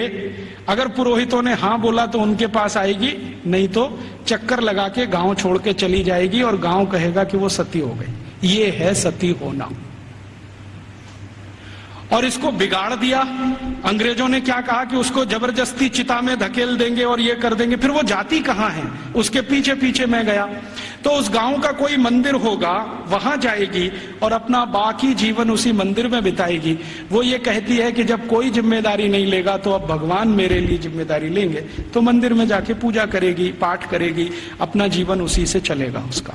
और जैसे ही वो मंदिर में जाके पाठ पूजा करने लगेगी तो समाज की आदरणीय हो जाएगी और सब उसको साष्टांग दंडवत प्रणाम करेंगे। फिर हम गोंड लोग कहेंगे कि ये हमारी सती है। हम उसको एक्सप्लेनेशन क्या देंगे? वो पति के साथ जिंदा जला दी गई, वो सती है। सती होना कोई ऊंचा कर्म रहा है इस देश में। हम उसको समझ नहीं पाए। अंग्रेजों ने जो डिस्क्रिप्शन दे दिया उसी को अंतिम मान के हमने अपना मान लिया कि ऐसा ही कुछ होता होगा। ये होता है, और ये सिर्फ गोंडों में ही नहीं होता, भीलों में भी होता है।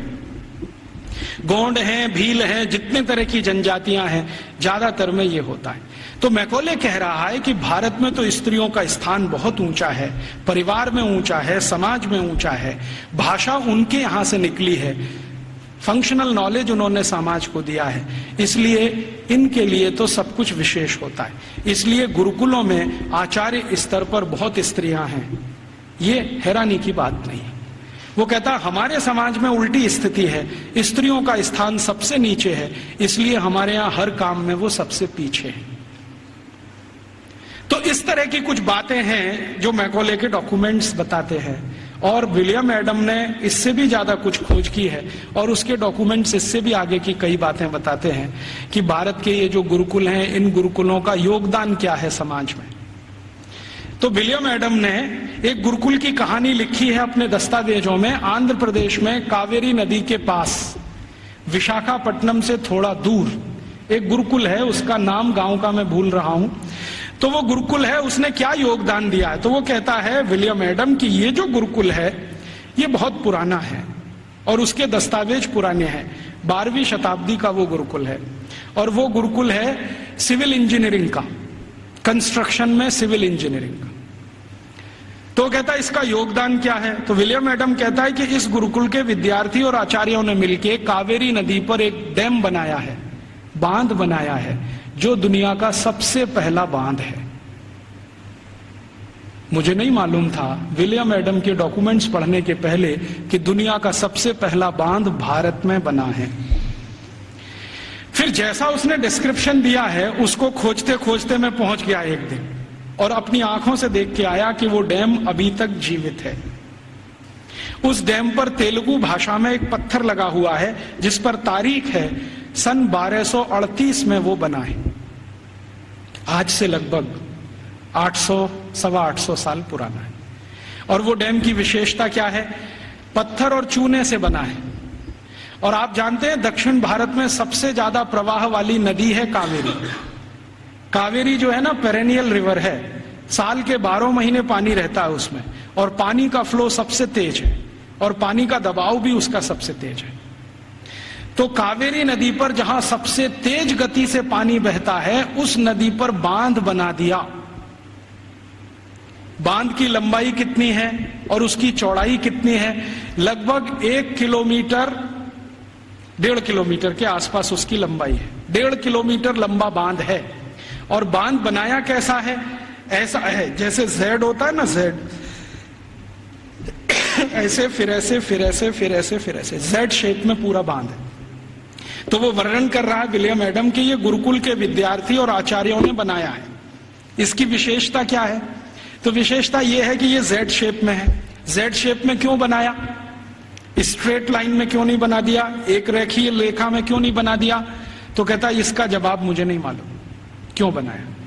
बहुत दिन मैं भी सोचता रहा कि ऐसा क्यों है। अब मेरे समझ में आया थोड़े दिन पहले कि ये जब सीधी रेखा में आप कोई दीवार बनाए और पानी बहुत तेज गति से आए तो दबाव इतना ज्यादा है कि बहुत जल्दी वो टूट जाएगा। लेकिन अगर आप उसी सीधी रेखा की दीवार को ऐसे ऐसे कर दो तो पानी का प्रेशर डाइवर्ट हो जाएगा और वो डैम कभी भी नहीं टूटेगा। अब समझ में आया कि वो 825 साल से कैसे जिंदा है। तो वो बोल रहा है कि ये एक गुरुकुल ने बनाया हुआ है, और वो गुरुकुल विशाखापट्टनम के नजदीक कभी चला करता था। मैं जब गया इसको देखने के बाद हैदराबाद लौटा तो उनकी जो आर्काइव्स है उसमें गया, तो आर्काइव्स में उसके डॉक्यूमेंट्स मुझे मिल गए और गजट में भी इसके बारे में वर्णन है। तो वो कह रहा है विलियम एडम कि भारत के गुरुकुल में पढ़ने वाले विद्यार्थी और उनको पढ़ाने वाले आचार्य कितने समाज के काम करते हैं उसका ये नमूना है। राजा डैम नहीं बनाते, विद्यार्थी और उनके अध्यापक मिलकर डैम बना लेते हैं। और विलियम एडम लिख रहा है कि भारत में ऐसे हजारों तालाब गांव-गांव में विद्यार्थियों ने और उनके अध्यापकों ने बना दिए। ऐसी हजारों गौशालाएं गांव-गांव में विद्यार्थियों ने और अध्यापकों ने बना दी। ऐसी हजारों समाज उपयोगी चीजें जैसे धर्मशालाएं, कुएं, पानी की रहट, ये सब विद्यार्थियों ने अध्यापकों के साथ मिलकर बना दिए। तो विलियम एडम कह रहा है कि भारत के गुरुकुल सिर्फ शिक्षा का केंद्र या विद्या का केंद्र ही नहीं है, ये गुरुकुल अपने विद्यार्थी और अध्यापकों के साथ मिलकर समाज के इतने बड़े काम कर रहे हैं जो वर्षों वर्षों तक भारत के लोगों के उपयोग में आने वाले हैं। तो इस तरह की थी हमारी शिक्षा व्यवस्था।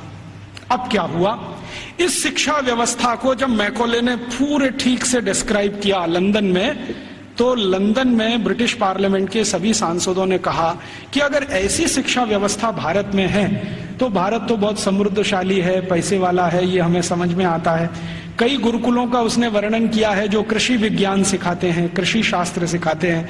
तमिलनाडु के कई गुरुकुलों का जिक्र है जिसमें कृषि विज्ञान ऐसा सिखाया जाता है जहां 1 एकड़ में 56 क्विंटल चावल पैदा होता है, उसकी विद्या वो सीखते हैं वहां पर। आज भारत में जितने भी एग्रीकल्चरल यूनिवर्सिटीज है ना, वो 1 एकड़ में 30 क्विंटल से ज्यादा धान कभी पैदा करके दे नहीं पाए, लेकिन 1835 में विलियम एडम कह रहा है कि 1 एकड़ में 56 क्विंटल धान पैदा करना तो सामान्य बात है, और ऐसी शिक्षा देने वाले, विद्या देने वाले सैकड़ों गुरुकुल भारत में है। तो कुछ कृषि सिखाते हैं, कुछ मेटलर्जी सिखाते हैं, कुछ कंस्ट्रक्शन इंजीनियरिंग में सिखाते हैं, कुछ और कुछ सिखाते होंगे, ऐसे 18-20 विषयों के सारे ये गुरुकुल हैं। तो वो कह रहा है कि भारत सुखी है, समृद्धशाली है, वो इन गुरुकुलों के कारण। तो वो कह रहा है कि अब भारत को अगर गुलाम बनाना है तो इस शिक्षा व्यवस्था को जब तक हम तोड़ेंगे नहीं तब तक भारत गुलाम बनता नहीं। तो फिर उसको पूछ रहा है इंग्लैंड का राजा कि अब आपके पास क्या योजना है। तो कह रहा है कि मेरे पास एक योजना है कि हमारी जो सरकार भारत में चल रही है उसको आदेश दिया जाए कि भारत के ये जो गुरुकुल हैं, इंडिजिनस एजुकेशन सिस्टम वो कहते हैं इसको, भारत का स्थानीय शिक्षा तंत्र, तो कह रहे हैं जो इंडियन एजुकेशन सिस्टम है या इंडिजिनस एजुकेशन सिस्टम है, इसको कानून बनाकर हम गैर कानूनी घोषित कर देंगे, इलीगल, कि ये सब कुछ अवैधानिक है, गैर कानूनी। उसके लिए कानून बना देंगे लंदन में, यहां से वो चला जाएगा भारत में, उसको लागू करा देंगे। थोड़े दिन में ये सब गुरुकुल बंद हो जाएंगे, क्योंकि हमारे पास जब कानून आ जाएगा तो कानून के डंडे से हम इनको बंद करा देंगे कि ये इलीगल है, बंद करो। नहीं बंद करेंगे तो दंड देंगे उनको, थोड़े दिन में दंड देते देते अपने आप बंद हो जाएंगे।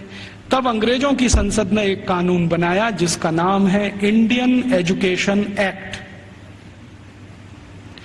और वो पारित हुआ, बाद में भारत की संसद में पारित हुआ और उसको लागू किया गया। तो उसमें तय ये किया गया कि जितने भी गुरुकुलों में संस्कृत माध्यम से विद्या सिखाई जाती है वो सब गैर कानूनी।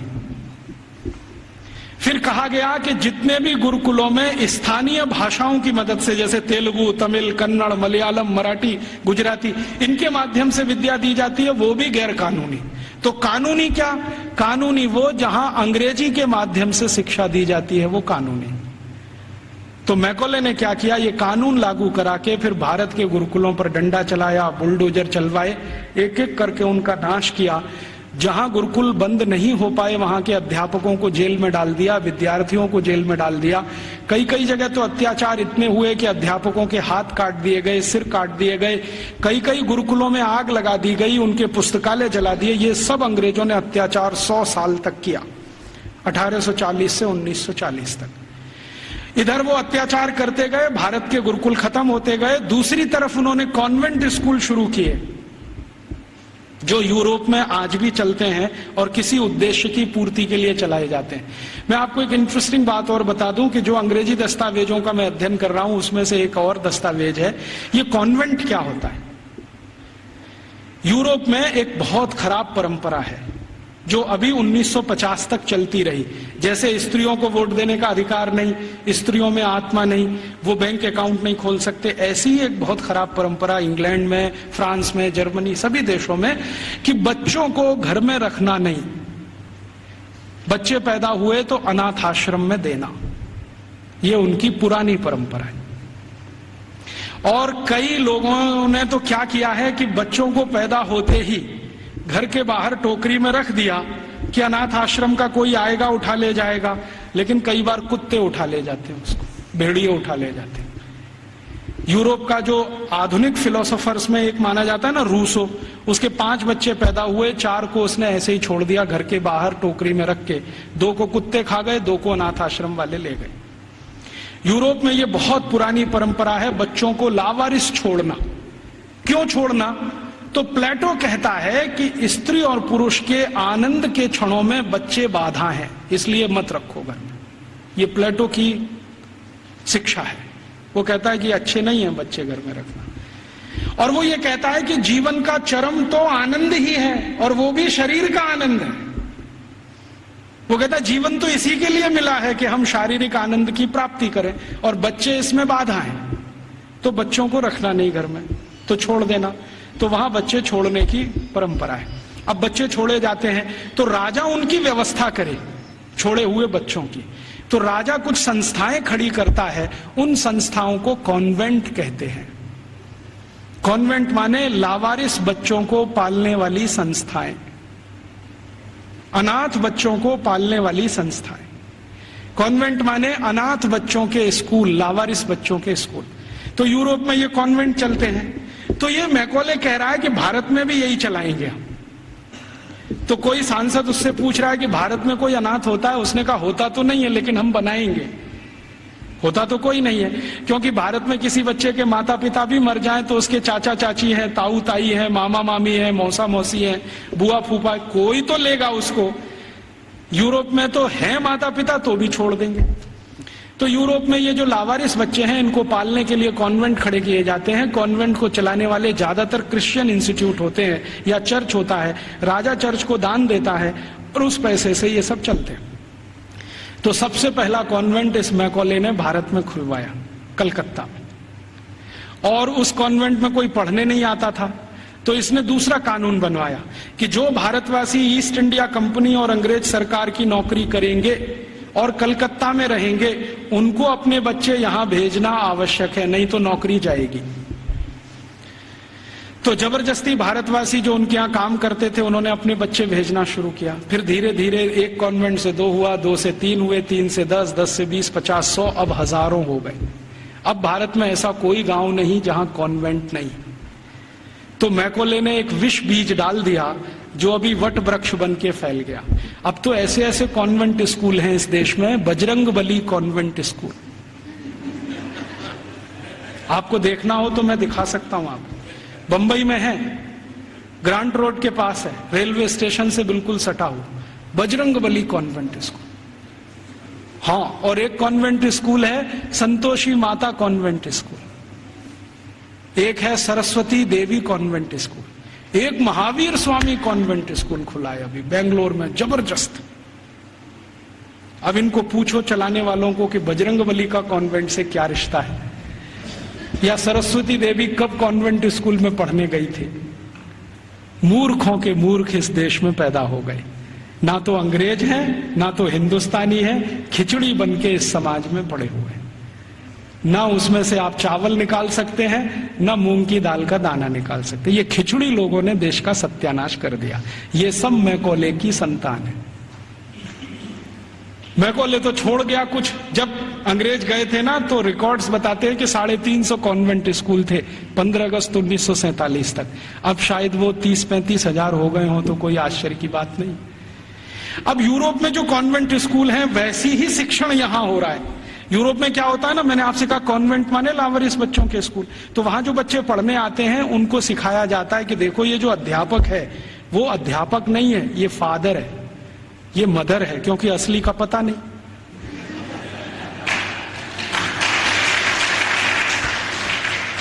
असली का तो कुछ पता नहीं, लावारिस है, किसका है बाप उसका और कौन है उसकी मां।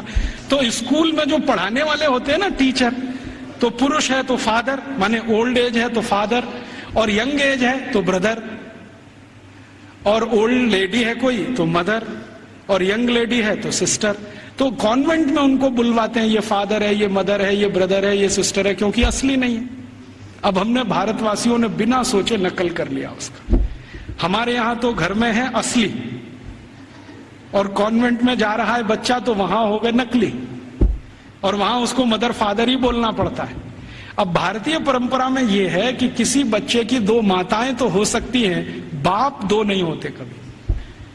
भगवान कृष्ण की दो माताएं थी, एक ने जन्म दिया, एक ने पाला। रामचंद्र जी मानते हैं कि मेरी 3 माँ हैं, एक ने जन्म दिया है, बाकी 2 प्रेम दे रहे। तो माताएं 2 हो सकती हैं, 3 हो सकती हैं, बाप हमेशा एक ही होता है। अब हमारे कॉन्वेंट में पढ़ने वाले नौनिहालों के हर एक के 2-2 बाप हैं।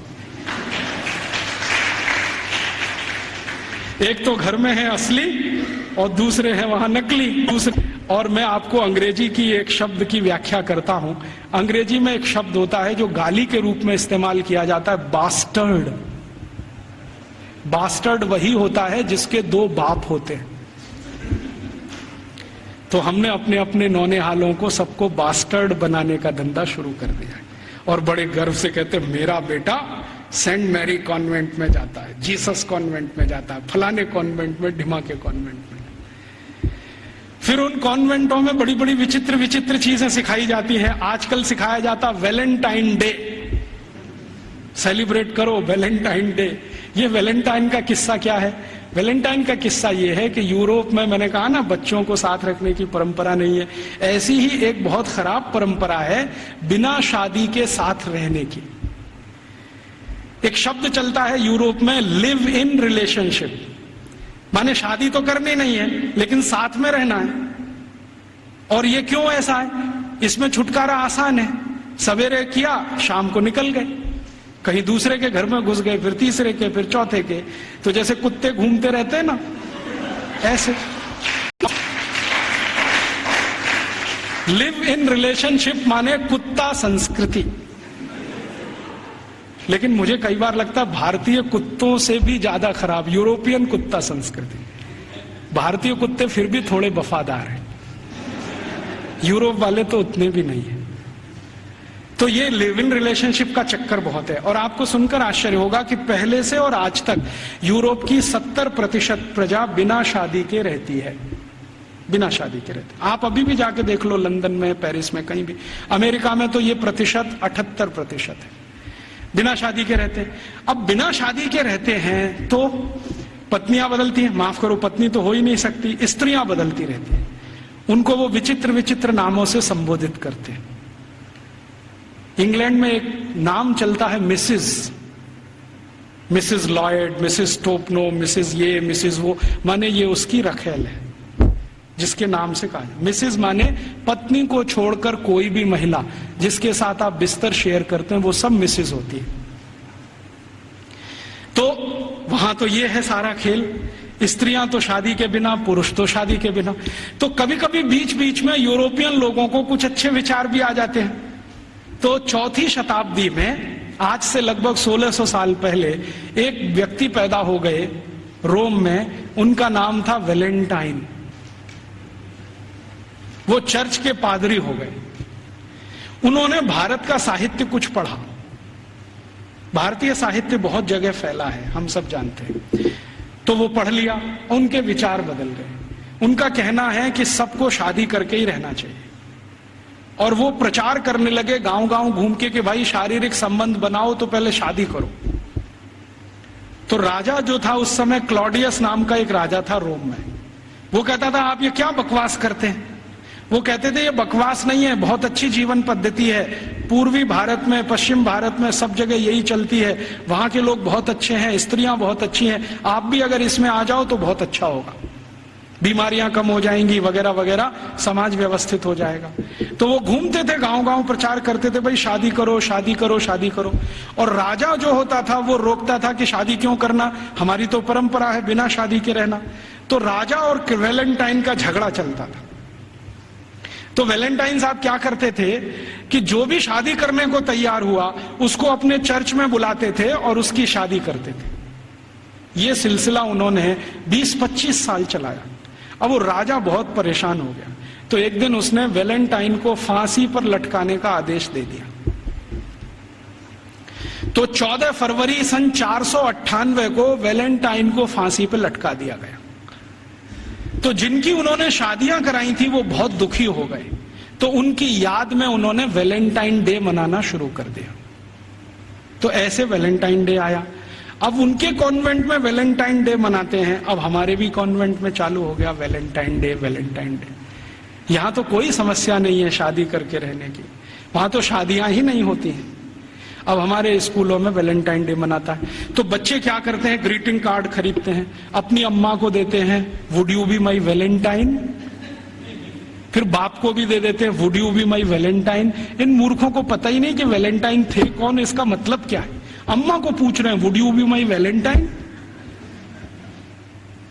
अभी थोड़े दिन पहले बंबई में मैं एक बुजुर्ग आदमी को मिला जिनकी 75 साल की उम्र है, उनके पास 18 ग्रीटिंग कार्ड आए वैलेंटाइन डे पर, और सब में एक ही बात, would you be my Valentine. 75 साल के बुजुर्ग आदमी से लड़कियां पूछ रही है would you be my Valentine. ऐसा अधकचरापन है। ये सब कॉन्वेंट में से हमारे बच्चे सीख सीख के निकल रहे हैं। और इन कॉन्वेंट स्कूलों में क्या क्या सब सिखा दिया। वो कहता था ना मैकॉले ये कहता था कि ये जो कॉन्वेंट स्कूल हम चलाएंगे, इनमें शिक्षा मिले ना मिले, संस्कार अंग्रेजियत के हम जरूर देंगे। तो क्या होगा, तो कह रहा है वो कि भारतवासी जितने साल इसमें से पढ़कर निकलेंगे ना, तो वो शरीर से दिखने में भारतीय होंगे, आत्मा से अंग्रेज हो जाएंगे। फिर यही हमारी मदद करेंगे और भारत को गुलाम बनाए रखने में व्यवस्था करेंगे। तो संस्कार देना है उनको तो अपना, तो वो दे रहे हैं। अब जो कॉन्वेंट में वैलेंटाइन डे सिखा दिया, फिर उन्होंने पता नहीं मदर्स डे सिखा दिया, फादर्स डे सिखा दिया। मदर्स डे पता है क्या होता है यूरोप में? यूरोप में एक और बहुत पुरानी परंपरा है, प्लेटो के समय से चली आ रही है, कि बच्चे जब पैदा हुए ना तो घर में तो रखने नहीं है, बाहर छोड़ देने हैं। तो उन बच्चों को मां का दूध नसीब नहीं है, तो चर्च में जो होती है ना, सिस्टर्स होती है, वो अपना दूध उनको उपलब्ध कराती है। अब आप में से कई लोगों को यह प्रश्न होगा कि बायोलॉजिकली ये संभव कैसे है? वो नर्स तो मां बनी नहीं, तो उसको दूध कैसे आएगा? लेकिन अभी आधुनिक विज्ञान ने यह सिद्ध कर दिया है कि कोई बच्चा लगातार 2-3 दिन तक बिना विवाहित किसी महिला को लगातार स्तनपान करे तो चौथे 5वें दिन से दूध आना शुरू हो जाता है।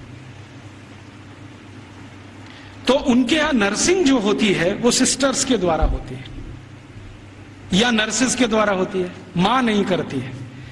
लेकिन कभी कभी साल में कोई एक दिन मनाना हो तो वो मदर्स डे मनाते हैं, जिस दिन मां अपने बच्चे को दूध पिलाने के लिए वहां जाती है कॉन्वेंट में, तो उनके यहां मदर्स डे होता है। ऐसे ही उनके यहां फादर्स डे होता है। फादर्स डे का चक्कर क्या है, यूरोप के बच्चे वैसे तो घर में रहते नहीं, जो गलती से किसी ने रख लिए तो उनको अपने बाप के साथ खाना खाने का अधिकार नहीं है। डाइनिंग टेबल पर अपने बाप के साथ वो नहीं बैठ सकते।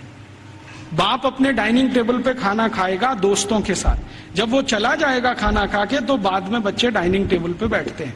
लेकिन साल में कोई एक दिन वो फिक्स करते हैं जब बच्चे बाप के साथ बैठे डाइनिंग टेबल पर, उस दिन वो फादर्स डे मनाते हैं। अब उनके मदर्स डे, उनके फादर्स डे, उनके ब्रदर्स डे, उनके सिस्टर्स डे या उनका वैलेंटाइन डे, उसके पीछे कुछ कहानियां हैं। हम बिना सोचे समझे अंधों की तरह से इस पे लग गए। कई बार मैं देखता हूं अजमेर जैसे शहर में, जयपुर जैसे शहर में मदर्स डे पे रैली निकाली जा रही है, प्ले कार्ड लेके बच्चियां अपने अपने हाथ में जा रही हैं, स्कूल कॉलेज उनका छुड़वा दिया जाता है, और ये सब मूर्ख सरकारी अधिकारी किया करते हैं। फिर फादर्स डे पे निकालते हैं, फिर इस पे निकालते हैं, ये सब तमाशेबाजी। ये मैकॉले हमारे यहाँ छोड़ के गया, और वो बार बार कहता था कि हमें संस्कार देना है, शिक्षा दे पाए ना दे पाए वो महत्व का नहीं, अंग्रेजियत का संस्कार देना है। तो वो दे गया। अब वो हमारे खून में घुस गया, और इतना घुस गया है कि कुछ समझ में नहीं आता ये निकले कैसे। कई बार मैं किसी के घर में जाता हूं तो पिताजी का नाम है रामदयाल, माताजी का नाम गायत्री देवी, बेटे का नाम टिंकू। अब मैं पूछता हूं कि ये रामदयाल और गायत्री देवी का टिंकू कहां से आ गया, या रामदयाल और गायत्री देवी की बेटी का नाम डिम्पल, ट्विंकल, बबली, डबली। क्या है बबली का मतलब, क्या है डबली का मतलब? इस तरह के नाम हमने रखे हुए। घुस गई अंग्रेजियत हमारे घर। हम सब मातृभाषा में हिंदी हैं और रोज घर में बोलते हैं, हो Rajiv Dixit, she is my missus. तो मैं पूछता हूं, really she is your Mrs?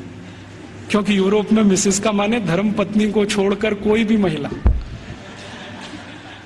और उनकी धर्म पत्नी कहती है, oh Rajiv Dixit, he is my mister. तो मैं पूछता हूं, रियली?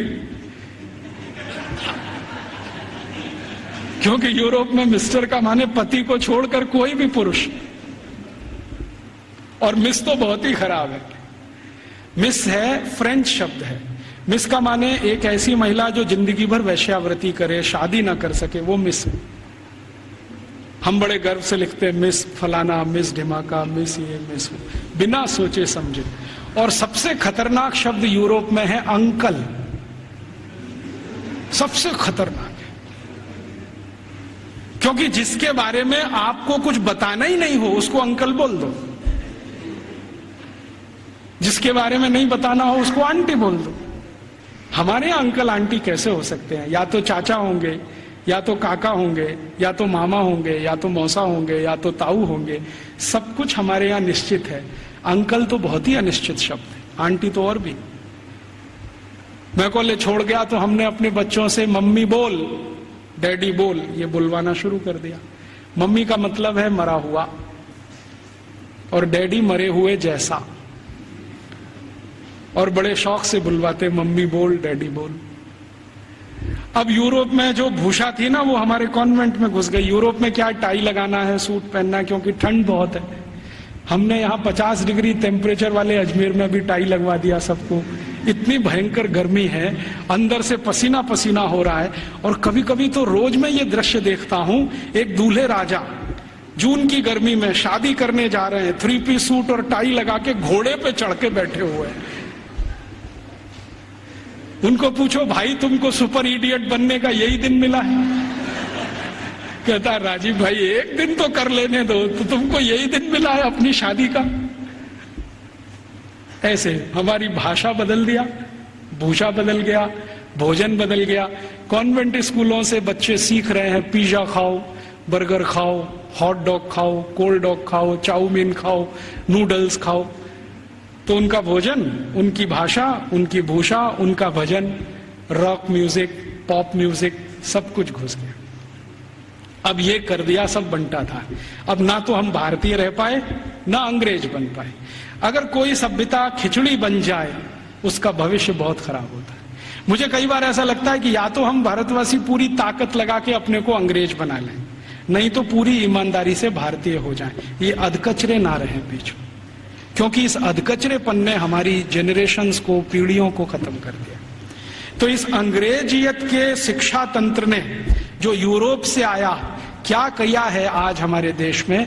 एक दो और उदाहरण देता हूं। कॉन्वेंट स्कूलों में किताबें पढ़ाई जाती हैं जिनमें बिल्कुल स्पष्ट बच्चों को सुनाया जा रहा है, पढ़ाया जा रहा है कि भगत सिंह तो आतंकवादी, ऊधम सिंह तो आतंकवादी, चंद्रशेखर तो आतंकवादी, और महाराजा रणजीत सिंह तो लुटेरे। आप जानते हैं सिख समाज के बहुत प्रतिष्ठित धर्मगुरु महाराजा रणजीत सिंह, जिन्होंने न सिर्फ अंग्रेजों से लोहा लिया बल्कि मुसलमानों से भी इस देश को बचाया, उनको लुटेरा। हमारे भारत में एक जाति है जिसको जाट कहते हैं।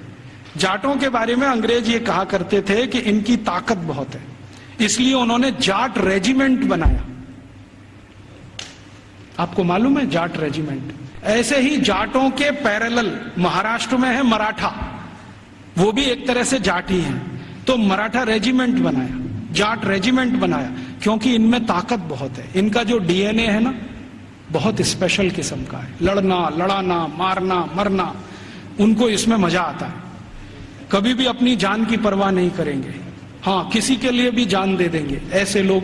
तो जाटों को अंग्रेजों ने लिख मारा और कॉन्वेंट स्कूलों में पढ़ाया जा रहा है अंग्रेजों के जर खरीद गुलाम।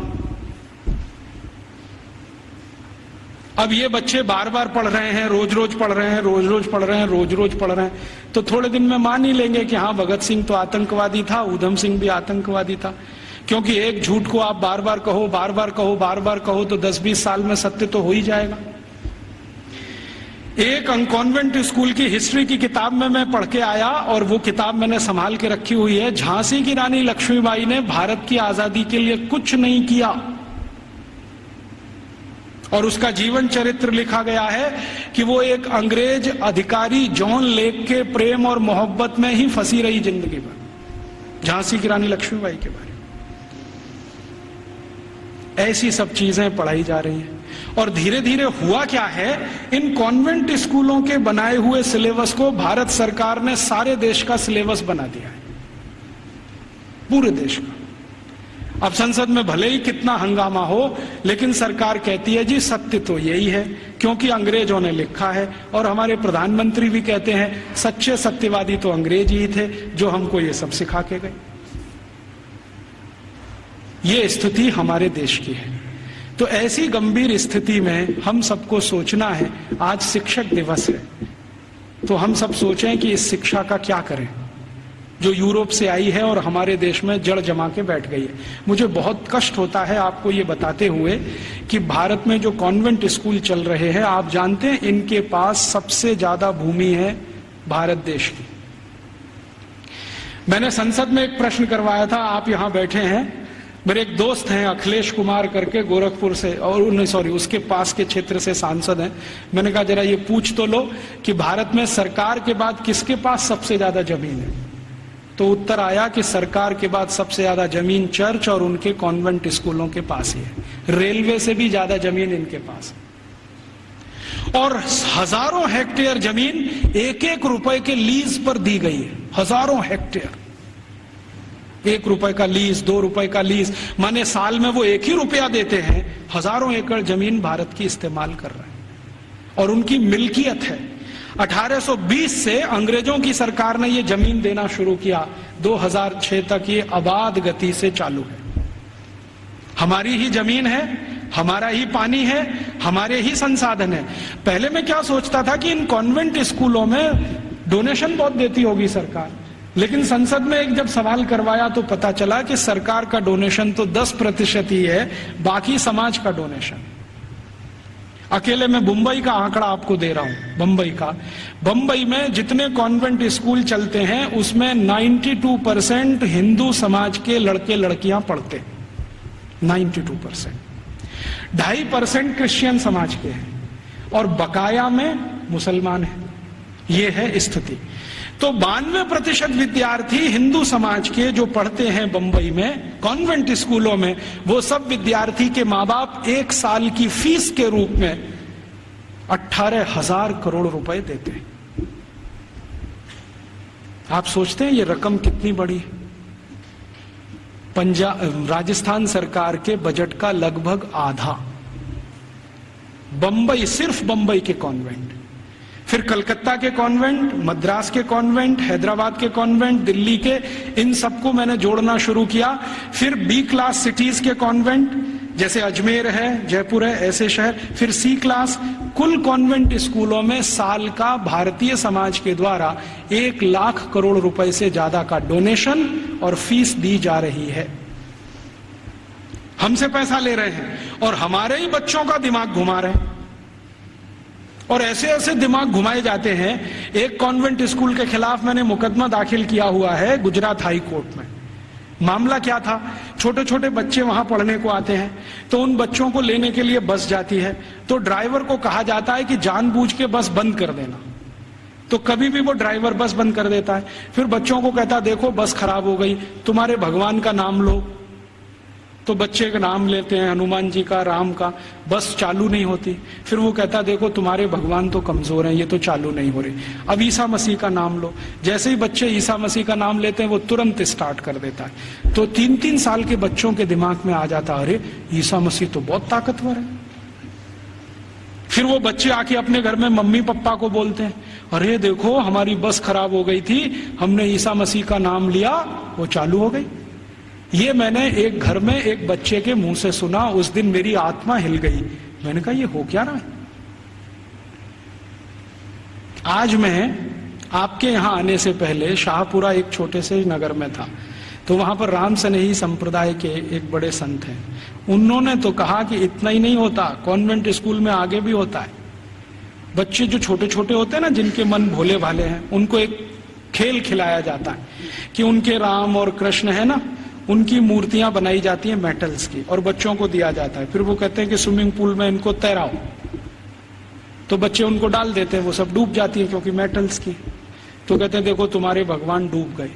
फिर उन्हीं छोटे छोटे बच्चों को काष्ठ की मूर्तियां दी जाती हैं, लकड़ी की, ईसा मसीह की, कहते हैं तैराओ, तो वो तैरने लगती है। तो बच्चों को कहते हैं देखो ईसा मसीह इतने ताकतवर हैं कि वो तैर सकते हैं, रामकृष्ण तो डूब गए तो तुमको भी तो लोकमान्य तिलक की इस बात को फिर याद करें, दुश्मन हमसे ताकतवर है, बहिष्कार करो और असहयोग करो। बाद में गांधी जी ने उसको और तेज से कहा। हम इन कॉन्वेंट स्कूलों को और इस एजुकेशन को हटाना चाहते हैं यूरोपियन, तो इसके लिए असहयोग करो और बहिष्कार करो। मतलब मैंने आपसे कहा कि 92% विद्यार्थी हमारे हैं जो वहां पढ़ने जा रहे हैं, इनको रोको। और हम इसको अपने घर से शुरू करें कि हम हमारे घर के किसी बच्चे को कॉन्वेंट में नहीं पढ़ाएंगे, क्योंकि हम उसको बास्टर्ड नहीं बनाएंगे। वो इंजीनियर बने ना बने, डॉक्टर बने ना बने, कम से कम बास्टर्ड तो ना बने। इतना अपमान तो ना करें हम अपने पिता का। तो हम नहीं भेजेंगे हमारे बच्चों को। तो फिर कहां भेजेंगे? जो हमारे स्कूल चलते हैं उनमें भेजेंगे। फिर आप कहेंगे उनमें सुख सुविधाएं कम है, बढ़ जाएंगी। जब धन का प्रवाह कॉन्वेंट स्कूलों से भारतीय स्कूलों की तरफ होगा तो सुविधाएं भी बढ़ जाएंगी। आप सोचो 18,000 करोड़ रुपया बंबई के कुछ कॉन्वेंट स्कूल को हर साल मिलता है, इतना ही रुपया आर्य समाज के गुरुकुलों को मिल जाए, या सनातन समाज के लोगों को मिल जाए, या किसी और संस्थाओं को मिल जाए जो भारतीयता आधारित गुरुकुल चलाते हैं, तो वो सुख सुविधाओं वाले हो जाएंगे। वो तो धन के प्रवाह को बदलने की जरूरत है। अभी धन का प्रवाह कॉन्वेंट स्कूलों की तरफ है तो सुख सुविधाएं वहां ज्यादा हैं। हमारे स्कूल पानी से प्यासे हैं, बैठने को जमीन पे टाटपट्टी नहीं है, स्कूल में पढ़ाने के लिए ब्लैक बोर्ड नहीं है, सामान्य जरूरतों की चीजें जैसे संडास घर होना चाहिए वो भी नहीं है। तो ये इसलिए कि धन की कमी है, धन का प्रवाह उस तरफ है, इसको मोड़ दो।